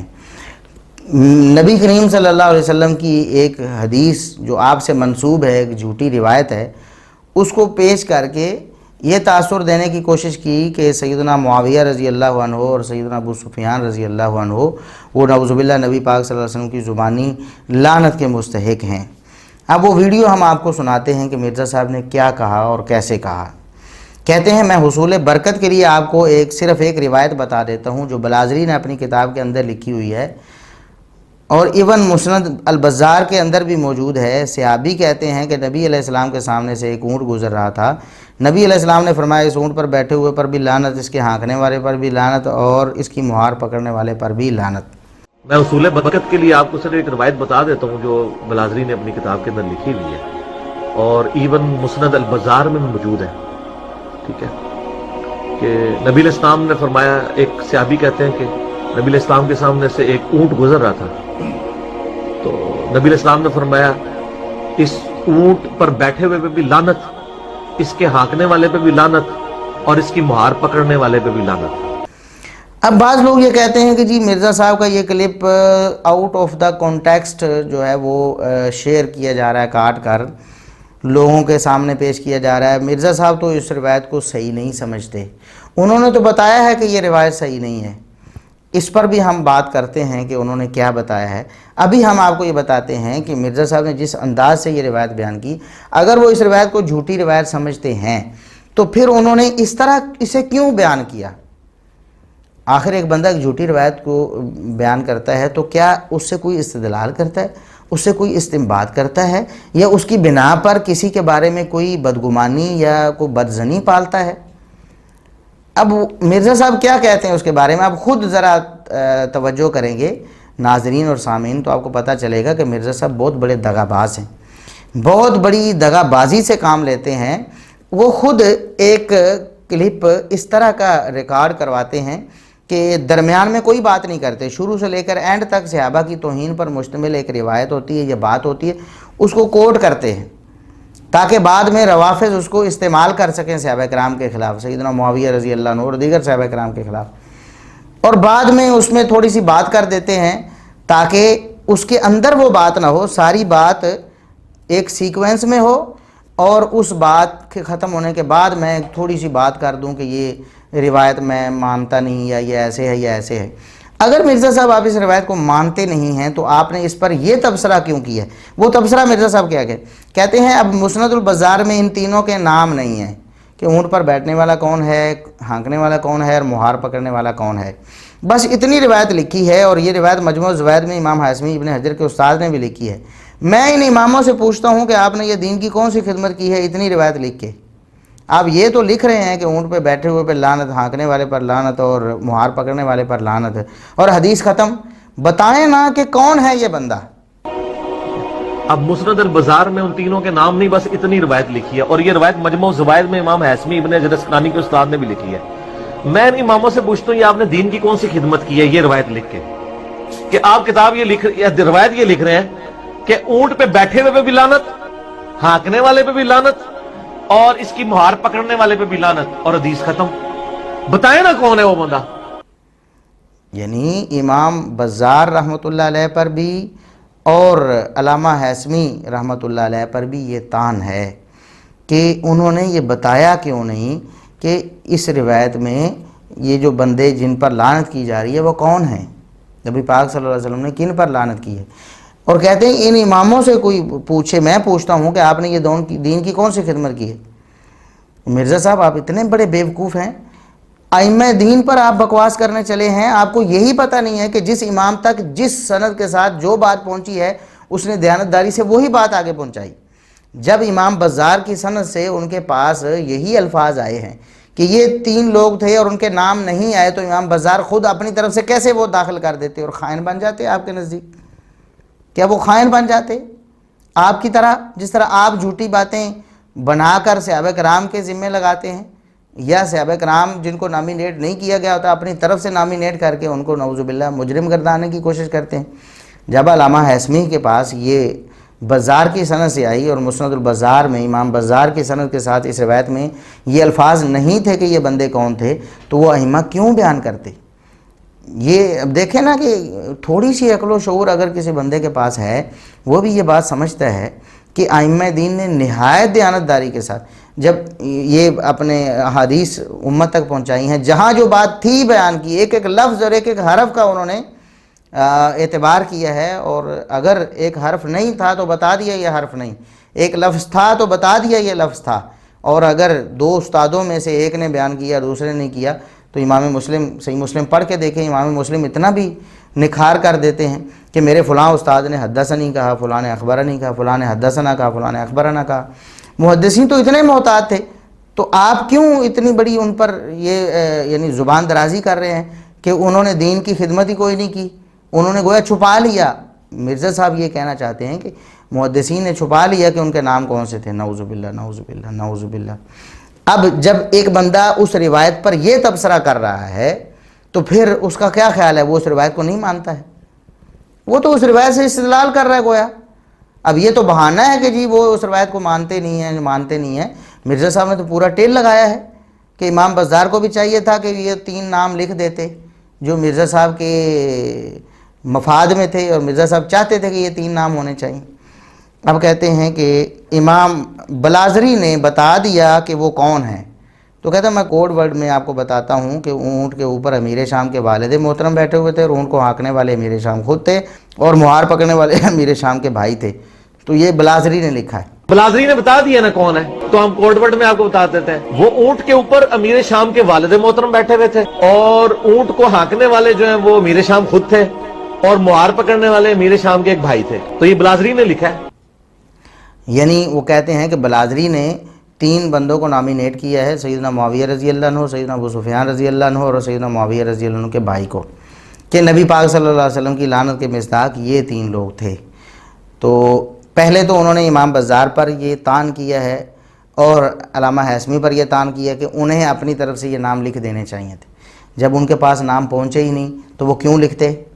اور جب بلازری نے نام لکھے تو اس پر وہ خوش ہو رہے ہیں کہ بلازری نے بتا دیا کہ وہ کون لوگ تھے۔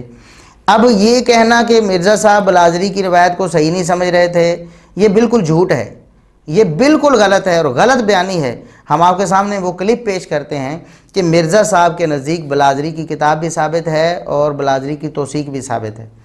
شیخ زبیر علی زئی رحمۃ اللہ علیہ نے لکھا تھا کہ بلادری، یہ جو کتاب ہے نا انصاب الاشراف، یہ کتاب ثابت نہیں ہے علامہ بلادری سے، اور اسی طرح ہم بھی یہ کہتے ہیں کہ نہ یہ کتاب ثابت ہے اور خود بلادری کی توثیق بھی کوئی معتبر ثابت نہیں، اگرچہ بعض علماء انہیں سکہ سمجھتے ہیں، لیکن ہماری یہ رائے ہے، ہماری تحقیق میں بلادری کی کوئی واضح اور معتبر توثیق بھی ثابت نہیں ہے۔ تو شیخ زبیر علی زئی رحمۃ اللہ علیہ نے جب یہ کہا تھا تو مرزا صاحب نے ان پر طعن کیا، کہتے ہیں کہ انہوں نے جان چھڑانے کے لیے یہ کتاب جو ہے انصاب الاشراف اس کا انکار کر دیا۔ تو شیخ زبیر صاحب کہتے تھے پھر اس روایت کو بھی صحیح ماننے، تو انہوں نے کہا حضرت معاویہ کو بچانے کا، ابو سفیان کو بچانے کا رضی اللہ عنہما طریقہ یہ ہے کہ اس کتاب سے اعلان برات کر۔ اب تو اس کتاب سے انہوں نے جان چھڑا لی کہ چھوڑو ہے، یعنی کہ مرزا صاحب اس بات کو مانتے ہیں کہ یہ کتاب ثابت ہے، اور یہ کتاب ثابت ہے اور بلادری کی توثیق بھی ثابت ہے، تو یہ روایت بھی مرزا صاحب کے نزدیک ثابت ہوئی۔ پھر بات سمجھ رہے ہیں نا آپ؟ یہ تو کہانیاں کرواتے ہیں لوگوں کو، جھوٹ بولتے ہیں کہ جی مرزا صاحب کے نزدیک یہ روایت ثابت نہیں تھی۔ اور ہم ایک اور بات کرتے ہیں، ہم کہتے ہیں کہ مرزا صاحب کہتے ہیں جی وہ انہوں نے بطور الزام یہ روایت پیش کی، الزاماً، کہ 3 شرطوں والی روایت جو ہے وہ انصاب الاشراف سے پیش کی جاتی ہے، تو انہوں نے کہا کہ اگر 3 شرطوں والی روایت ماننی ہے انصاب الاشراف سے تو پھر یہ روایت بھی انصاب الاشراف سے مان لو۔ پہلی بات تو یہ ہے کہ وہ جو 3 شرطوں والی ہے، یا سیدنا حسین رضی اللہ عنہ کے یہ کہنے والی روایت ہے کہ مجھے امیر المومنین یزید کے پاس لے چلو، میں اس کی بیعت کرنا چاہتا ہوں، تو یہ روایت تو انصاب الاشراف کے علاوہ بھی دیگر کتابوں میں موجود، جیسا کہ تبری میں موجود ہے، تاریخ تبری میں یہ موجود ہے، اور جس سند کے ساتھ یہ انصاب الاشراف میں ہے، یعنی ہلال بن یساف اور ان کے پیچھے حسین بن عبد الرحمن السلمی اور ان کے پیچھے عباد بن عوام وغیرہ، تو حسین بن عبد الرحمن سے لے کر آگے ہلال بن یساف اور یہ ساری سند یہ تاریخ تبری میں بھی موجود ہے۔ تو جب تاریخ تبری میں موجود ہے تو پھر آپ الزاماً انصاب الاشراف کو کیوں پیش کرتے ہیں؟ اگر تو ایسا ہوتا کہ یہ سیدنا حسین رضی اللہ عنہ کے یزید کو امیر المومنین کہنے اور بیعت کرنے کا ارادہ کرنے والی روایت صرف انصاب الاشراف میں ہوتی، تب تو آپ یہ الزام دے سکتے تھے، لیکن اب تو آپ یہ الزام نہیں دے سکتے، کیونکہ یہ روایت تو تاریخ تبری میں بھی موجود ہے، اور آپ کے نزدیک بھی اس کی سند تو صحیح بنتی ہے۔ شیخ زبیر علی زئی رحمۃ اللہ علیہ کے اصولوں کے مطابق بھی یہ روایت صحیح بنتی ہے، اور ان کے شاگرد جو ہیں وہ اس کو صحیح بھی کہتے ہیں، کچھ شاگرد جیسا کہ مولانا ندیم ظہیر صاحب ہیں وہ اس روایت کو صحیح مانتے ہیں۔ ہماری تحقیق میں یہ ضعیف ہے، یہ ایک الگ مسئلہ ہے، یہ ایک علمی اختلاف ہے، اس کو قطع نظر ہم یہ بتانا چاہتے ہیں کہ مرزا صاحب وہ جو روایت ہے یزید کی بیعت کرنے والی اور اس بیعت کرنے کا ارادہ کرنے والی اور امیر المومنین کہنے والی، وہ روایت تو تاریخ تبری میں بھی موجود ہے، تو پھر آپ انصاب الاشراف کا حوالہ دے کر الزامی طور پر کیسے یہ روایت پیش کر سکتے ہیں؟ اور دوسری بات میں نے بتا دیا کہ مرزا صاحب خود بھی انصاب الاشراف کو ثابت مانتے ہیں، وہ کہتے ہیں کہ شیخ زبیر علی زئی صاحب نے معاویہ رضی اللہ عنہ کو ان کا جھوٹا دفاع کرنے کے لیے اس کتاب کا انکار کر دیا۔ یہ آپ نے خود مرزا صاحب کی زبانی سن لینا ہے نا، تو آپ کو پتہ چل جانا ہے کہ مرزا صاحب کا یہ بالکل جھوٹا ہے یہ دعویٰ کہ میں تو اس روایت کو صحیح نہیں سمجھتا جی، وہ اس روایت کو بالکل صحیح مان رہے ہیں اور لوگوں کو ترغیب بھی دے رہے ہیں اور ان ائمہ پر طعن کر رہے ہیں جنہوں نے یہ نام نہیں لکھے ہیں۔ اور ہم آپ کو بتائیں کہ انصاب الاشراف والی روایت تو گئی نا، انصاب الاشراف تو کتاب ہی ثابت نہیں ہمارے نزدیک، اسی طرح علامہ بلازری کی توثیق بھی کوئی معتبر ثابت نہیں۔ البتہ مسند البزار میں جو روایت موجود ہے، علامہ ہیثمی نے بھی امام بزار کی وساطت سے اور ان کے حوالے سے ہی نقل کی ہے، وہ روایت بھی ضعیف ہے، کیونکہ امام بزار رحمۃ اللہ علیہ کے جو استاذ ہیں السکن بن سعید وہ مجہول ہیں۔ امام بزار کے جو استاذ ہیں، یہ مسند البزار میں 3839 نمبر پہ موجود ہے، امام بزار کے استاذ السکن بن سعید وہ مجہول ہیں۔ اب علامہ ہیثمی رحمۃ اللہ علیہ نے اس روایت کے بارے میں لکھ دیا کہ رواہ البزار ورجالہ ثقات، اسے بزار نے روایت کی اور اس کے سارے راوی ثقہ ہیں، لیکن دوسری روایت میں مجموع الزوائد میں ہی وہ کہتے ہیں وشیخ البزار السکن بن سعید ولم اعرف ہو، امام بزار کے استاذ السکن بن سعید ہیں، میں انہیں نہیں جانتا کہ یہ کون ہے، یعنی مجہول ہے۔ تو السکن بن سعید مجہول ہے. بزار والی روایت میں سیدنا معاویہ رضی اللہ عنہ کا، سیدنا ابو سفیان رضی اللہ عنہ کا، سیدنا معاویہ رضی اللہ عنہ کے بھائی کا کوئی ذکر نہیں ہے، لیکن وہ روایت بھی ضعیف ہے. 3 بندوں پر آپ صلی اللہ علیہ وسلم نے لعنت کی، سواری پر بیٹھنے والے پر، مہار پکڑنے والے پر، ہانکنے والے پر. یہ تینوں روایتیں، یہ تینوں جو بندوں کا ذکر ہے، یہ روایت بھی ثابت نہیں ہے. حالانکہ ان میں کسی کا نام بھی نہیں ہے، پھر بھی یہ مطلق بھی روایت ثابت نہیں ہے. مرزا صاحب یہ روایت تو ویسے ہی ثابت نہیں ہے، نام کے ساتھ کہاں ثابت ہونی تھی؟ آپ قیامت تک زور لگا رہے ہو سیدنا معاویہ رضی اللہ عنہ کی توہین و تنقیص پر، آپ ایک بھی حدیث پیش نہیں کر سکتے. اللہ کے فضل و کرم سے آپ کی کس بیانیوں کا ہم نے پوری تفصیل کے ساتھ جائزہ لیا ہوا ہے اور لوگوں کو بتایا ہوا ہے. دفاع معاویہ رضی اللہ عنہ کے ٹائٹل سے ہمارے 12 لیکچرز ہیں. ہمارے جو ہے وہ بڑا جو چینل ہے ہمارا اصلاح میڈیا کمپلیٹ لیکچرز والا، اس پہ دفاع معاویہ کے نام سے 12 لیکچرز ہیں جو 1.5 گھنٹہ 2 گھنٹے اور اس سے بھی زائد کے ہیں. 12 لیکچرز ہیں. ایک ایک بات، ایک ایک جھوٹ کو ہم نے بے نقاب کیا ہے. آپ اس طرح کی کتنی اور جو ہے وہ لاٹھیاں ان کے سہارے لیں گے، اور یہ جو آپ کا جو سیدنا معاویہ رضی اللہ عنہ کو بدنام کرنے کا پروگرام ہے، انشاءاللہ اس کو ہم کامیاب نہیں ہونے دیں گے. نہ تو پہلے اسلاف امت نے اسے کامیاب ہونے دیا، اور نہ ہم اللہ کے فضل و کرم سے اسے کامیاب ہونے دیں، نہ تا قیامت یہ کامیاب ہوگا. صحابہ کا دفاع ہوتا رہے گا، صحابہ کو ماننے والے جب تک ہیں انشاءاللہ دفاع کرتے رہیں گے. تو یہ روایت بھی ضعیف ہے جس میں نام بھی نہیں ہے، اور جس میں نام ہے تو وہ تو بالکل ہی ضعیف روایت ہے. یعنی بلازری اس کی توثیق بھی ثابت نہیں ہے، اور یہ کتاب بھی خود علامہ بلازری سے ثابت نہیں ہے، اور مرزا صاحب اس کو ثابت مانتے ہیں. اب یہ کوئی عذر لنگ پیش نہ کرے جھوٹ بول کر کے جی مرزا صاحب تو اس روایت کو صحیح نہیں سمجھتے. انہوں نے تو الزاماً پیش کی ہے، انہوں نے الزام یہی دیا نا کہ یہ انصاب الاشراف میں ہے. تو انصاب الاشراف کو خود وہ کہہ رہے ہیں کہ شیخ زبیر علی زئی صاحب نے جان چھڑائی ہے اس کتاب سے اور غلط کیا ہے. یعنی کہ آپ اسے کہہ سکتے ہیں کہ حق کا انکار کرنے کے لیے شیخ زبیر علی زئی رحمۃ اللہ علیہ پر یہ الزام لگا رہے ہیں کہ انہوں نے حق کا انکار کرنے کے لیے انصاب الاشراف کو ہی مشکوک کہہ دیا یا غیر ثابت کہہ دیا. تو اس کا مطلب یہ ہے کہ مرزا صاحب یہ کام نہیں کریں گے، کیونکہ جو کام ان کے نزدیک شیخ زبیر علی زئی صاحب نے جھوٹا دفاع کرنے کے لیے کیا ہے، مرزا صاحب تو وہ کام نہیں کریں گے نا. لہٰذا مرزا صاحب اس روایت کو ثابت سمجھتے ہیں. بس یہ تو لوگوں کی آنکھوں میں دھول جھونکنے کے لیے ہے کہ جب ہمارے اوپر بات آئے گی تو ہم کہیں گے تو ہم نے تو الزام ہی پیش کیا ہے. جھوٹ بولتے ہیں. جو الزام ہے وہ بھی ہم نے ختم کر دیا ہے کہ وہ روایت تو تاریخ تبری میں بھی ہے. اب آپ کیسے الزامی طور پر اس روایت کو پیش کریں گے؟ اب اگلی بات، بہت سے ساتھی ہیں وہ ہمیں ایک ویڈیو جو ہے اس کا لنک شیئر کر رہے تھے کچھ دنوں سے. وہ کہہ یہ رہے تھے کہ آپ نے ایک دفعہ سیدنا معاویہ رضی اللہ عنہ کے حوالے سے ایک سونے کا چیلنج دیا تھا، گولڈ چیلنج، کہ سیدنا معاویہ رضی اللہ عنہ کا اپنی پوری زندگی میں لعنت کرنا یا کروانا اہل بیت پر. جو شخص یہ ثابت کر دے گا، جس کتاب سے ثابت کرے گا، ہم پوری کتاب کو سونے سے تول کر دینے کے لیے تیار ہیں. اب بعض لوگوں نے ہمارا وہ کلپ چیلنج والا لیا اور اس کے ساتھ مرزا صاحب کی ایک پرانی ویڈیو لگا دی اور تاثر یہ دیا کہ مرزا صاحب نے وہ چیلنج قبول کر لیا ہے. وہ جناب مرزا صاحب میں یہ ہمت اور جرت نہیں آ سکتی. خنجر اٹھے گا نہ تلوار ان سے، یہ بازو میرے آزمائے ہوئے ہیں، ہم نے انہیں بالکل آزما لیا ہے. یہ قیامت تک جرت نہیں کر سکتے ہمارے سامنے آنے کی، یا ہمارا کوئی چیلنج قبول کرنے کی، یا ہماری کسی ویڈیو کا جواب دینے کی. قیامت تک ان میں ہمت نہیں ہوگی انشاءاللہ. اسی طرح رسوا ہوتے رہیں گے لوگوں سے، جواب نہیں دے سکیں گے. وہ کلپ وہ پیش کیا گیا جس کلپ کو بنیاد بنا کر ہم نے اللہ کے فضل و کرم سے گھنٹوں پر مشتمل پورا لیکچر ریکارڈ کروایا سیدنا معاویہ رضی اللہ عنہ کے حوالے سے کہ کیا سیدنا معاویہ رضی اللہ عنہ گالیاں دیتے یا لعنت کرتے اور کرواتے تھے. یہ پورا لیکچر ہمارا، اس لیکچر میں ہم نے اللہ کے فضل و کرم سے اس پرانی ویڈیو کا مرزا صاحب کا پورا تیا پانچا کیا ہوا ہے. اس کا تو ہم نے جواب دیا، اس کو تو جھوٹا ثابت کیا ہوا ہے، اس کے تو خیانتیں وہاں پکڑی ہوئی ہیں.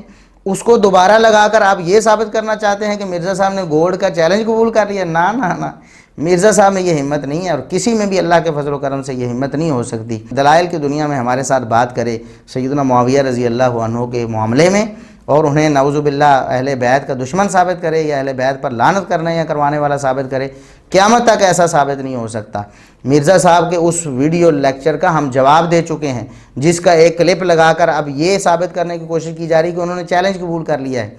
کیا تو ان کے منہ میں کوئی چیز پھنسی ہوئی ہے کہ وہ یہ کہہ نہیں سکتے کہ میں حافظ ابو یحییٰ کا یہ چیلنج قبول کرتا ہوں، اور دیکھو انہوں نے کہا کہ میں سونے سے تول کر دوں گا، لہٰذا لاؤ جی سونا۔ مرزا صاحب یہ کہہ سکتے تھے نا، تو اس ویڈیو میں انہوں نے کیوں نہیں کہا؟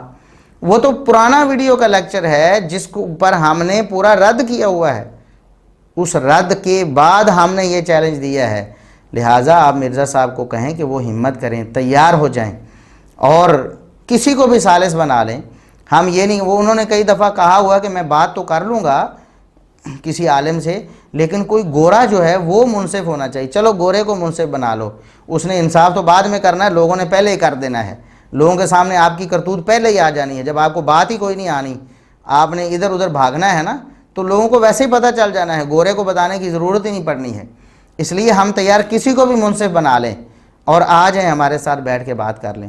سیدنا معاویہ رضی اللہ عنہ نے اگر اہل بیت پر کبھی لعنت کی ہو یا کروائی ہو، حکم دیا ہو یا اپنے کسی گورنر کے ذریعے کروائی ہو یا ممبر پر کروائی ہو، گھر میں کروائی ہو، کوئی ایک صحیح الاسناد روایت آپ نے پیش کرنی ہے، جس کتاب سے آپ روایت پیش کریں گے، ہم آج بھی اس بات پہ تیار ہیں کہ ہم اس کتاب کو سونے سے تول کر دے دیں گے۔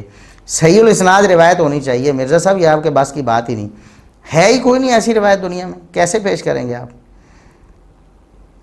اور سب سے آخری بات مرزا صاحب کے حوالے سے یہ ہے کہ مرزا صاحب دشمنان اسلام کے سہولت کار بن گئے ہیں۔ مرزا صاحب دشمنان اسلام کے سہولت کار بن گئے ہیں، اور یہ بات میں تو اللہ کے فضل و کرم سے بغیر دلیل کے، بغیر ریفرنس کے اور حوالے کے کوئی بات کرنے کا قائل ہی نہیں ہوں۔ اللہ کے فضل و کرم سے جب بھی بات کی ہے، ہمارا ریکارڈ گواہ ہے، کوئی شخص اٹھ کر کہے کہ فلاں بات آپ نے بغیر حوالے کے کر دی تھی یا فلاں چیز کا حوالہ مل نہیں رہا ہے، ہم اللہ کے فضل و کرم سے آپ کو حوالہ دیتے ہیں، ہر بات کا حوالہ دیتے ہیں۔ مرزا صاحب دشمنان اسلام کے سہولت کار ہیں، دشمنان اسلام کو یہ کمک پہنچا رہے ہیں کہ اسلام کے خلاف تم بکواس کرو۔ دلیل یہ ہے کہ پچھلے دنوں ایک ویڈیو میرے سامنے آئی، ایک ہندو جو اسلام کا سخت دشمن ہے اور اسلام کو ایک بدترین وحشتناک اور دہشتناک مذہب ثابت کرنا چاہتا ہے، وہ کہہ رہا تھا کہ اسلام کی ترقی کیسے ہوئی ہے، مسلمانوں کی تعداد کیسے بڑھی ہے۔ تو وہ کہہ رہا تھا کہ مسلمانوں کی تعداد اس لیے بڑی ہے کہ مسلمان جو ہیں وہ تلوار کے زور پر لوگوں کو کلمہ پڑھنے پر مجبور کر لیتے ہیں، تلوار کے زور پر بیچارے لوگ کلمہ پڑھ لیتے ہیں، تو اس لیے ان کی تعداد بڑھ گئی ہے۔ یعنی یہ جو مسلمان آپ کو نظر آ رہے ہیں، یہ بیچارے مجبور ہو کر اسلام قبول کیے ہوئے ہیں، دل سے اسلام قبول نہیں کرنا چاہتے تھے، تلوار رکھی، گن پوائنٹ پہ کہا کہ اسلام قبول کر لو، تو وہ بیچاروں نے اسلام قبول کر لیا اوپر سے۔ یہ اعتراض انہوں نے کیا، اور دلیل کیا ہے؟ مرزا محمد علی انجینئر صاحب کا کلپ۔ ایشیا میں رہنے والے جو مسلم ہیں، بھارت ہو، پاکستان ہو، بنگلہ دیش ہو، افغانستان میں ہمارا آدھی دیش جو وہاں پر جو مسلم رہتے ہیں وہ سارے کے سارے کنورٹیڈ مسلم ہیں۔ لوبھ لالچ کے دوارا مار کر، کوٹ کر، پیٹ کر، تلوار کے زور پر ان کو مسلم بنایا گیا ہے۔ ایک مولانا ہے مرزا علی محمد علی مرزا، یہ مولانا ہے، پاکستان میں بہت بڑے سکولر بھی ہیں یہ، تو انہوں نے صحیح بخاری حدیث پڑھ کر کے ایک ادھرن آپ کے سمکش دیا ہے، تو یہ اس بخاری حدیث سے ایک پرمان دیتا ہوا بہت مہتوپورن بات کہتا ہے، سنیے۔ عبداللہ بن عمر کے سامنے جب حضرت معاویہ نے حضرت عمر کی گستاخی کی، 4108 نمبر حدیث ہے کہ میں اس کے باپ سے بھی زیادہ خلافت کا حقدار ہوں، کی تھی نا حضرت ابن عمر کی تھی، اس کے باپ کی۔ بعد میں اس سے پوچھا کہ آپ نے جواب کیوں نہیں دیا، ان کا میں نے فتنے کے ڈر سے خاموش ہو گیا اور قتل ریزی کے ڈر سے، اور مجھے جنت کی نعمتیں یاد آ گئی۔ میرا ارادہ تھا کہ میں اس کو ادھر ہی کہتا کہ معاویہ تجھ سے زیادہ خلافت کا حقدار وہ ہے جس نے حالت کفر میں تم لوگوں سے جنگ کی ہوئی ہے، جب تم لوگ کافر تھے اور انہوں نے مار کے تم لوگوں کو اسلام میں داخل کیا ہے۔ آپ نے محمد علی مرزا ان سکولر کو سنا، پاکستان کے سکولر ہیں۔ مرزا صاحب نے صحابہ کرام کی دشمنی میں جو جھوٹ بولا تھا، اس جھوٹ کو دشمنان اسلام نے اپنے مقصد کے لیے استعمال کیا ہے۔ مرزا صاحب آپ کو ڈوب کے مر جانا چاہیے شرم سے، آپ کی وجہ سے آج اسلام کے خلاف لوگ بھونکنے لگے ہیں۔ اس ہندو نے یہ مرزا صاحب کا کلپ پیش کیا کہ ہم آپ کو ایک مسلمان عالم کا ایک کلپ سناتے ہیں، اور مرزا صاحب اس کلپ میں کہہ رہے تھے کہ فتح مکہ کے موقع پر جنہوں نے تلوار کے ڈر سے اور موت کے ڈر سے کلمہ پڑھا تھا، فتح مکہ کے موقع پر صحابہ کرام نے، صحابہ کرام کا نام لے کر کہتے ہیں معاویہ رضی اللہ عنہ اور دیگر صحابہ کرام، مرزا صاحب کہتے ہیں کہ انہوں نے موت کے ڈر سے کلمہ پڑھ لیا تھا، نعوذ باللہ نعوذ باللہ نعوذ باللہ۔ تو وہ ہندو اسے دلیل بنا کر کہتا ہے کہ دیکھو مسلمان بھی اس بات کو مانتے ہیں کہ نبی کریم صلی اللہ علیہ وسلم کے دور میں بھی، نبی کریم صلی اللہ علیہ وسلم کے دور میں بھی موت کے ڈر سے لوگ کلمے پڑھتے تھے، تلوار کے زور پر انہیں کلمے پڑھوائے جاتے تھے، نعوذ باللہ نعوذ باللہ نعوذ باللہ۔ مرزا صاحب یہ دشمنان اسلام کی آپ نے سہولت کاری کی ہے، اب اس سے بڑھ کر ہم آپ کو کیا کہیں۔ اور جو مرزا صاحب کے سہولت کار ہیں، ان کے جو معتقد ہیں، ان کے جو معاونین ہیں، ان کے جو فینز ہیں، ان کے جو فالورز ہیں، ہم انہیں بھی دست بستہ عرض کریں گے، اللہ کے لیے اپنے آپ کو سنبھالیں، اپنی آخرت برباد نہ کریں۔ دنیا میں تو رسوائی ہے ہی، آخرت میں اپنے آپ کو رسوا کر لینا ہے، آخرت آپ کی برباد ہو جانی ہے۔ صحابہ کی دشمنی لے کر دنیا سے چلے جاؤ گے، اتنے بڑے جھوٹ اور طوفان لے کر کیا قیامت کے دن محمد الرسول اللہ صلی اللہ علیہ وسلم کو منہ دکھاؤ گے؟ اور دشمنان اسلام کو تقویت دے کر ان کے موقف کو آگے بڑھا کر کیا منہ دکھاؤ گے محمد الرسول اللہ صلی اللہ علیہ وسلم کو؟ جھوٹ بول بول کر، علی رضی اللہ عنہ پر بہتان باندھ کر، اور طلحہ و زبیر رضی اللہ عنہما کی گستاخی کر کے، ابو بکر و عمر و عثمان رضی اللہ عنہم کے خلاف بکواس کر کے، آخر کیا کر لو گے؟ دنیا میں کیا کما لو گے؟ کتنی شہرت آپ کو مل جائے گی؟ کتنا روپیہ پیسہ آپ کو مل جائے گا؟ کتنے فوائد حاصل کر لو گے؟ کیا کر لو گے؟ آخر اللہ رب العزت کے دربار میں جانا ہے، اس سے آپ کو ڈرنا چاہیے۔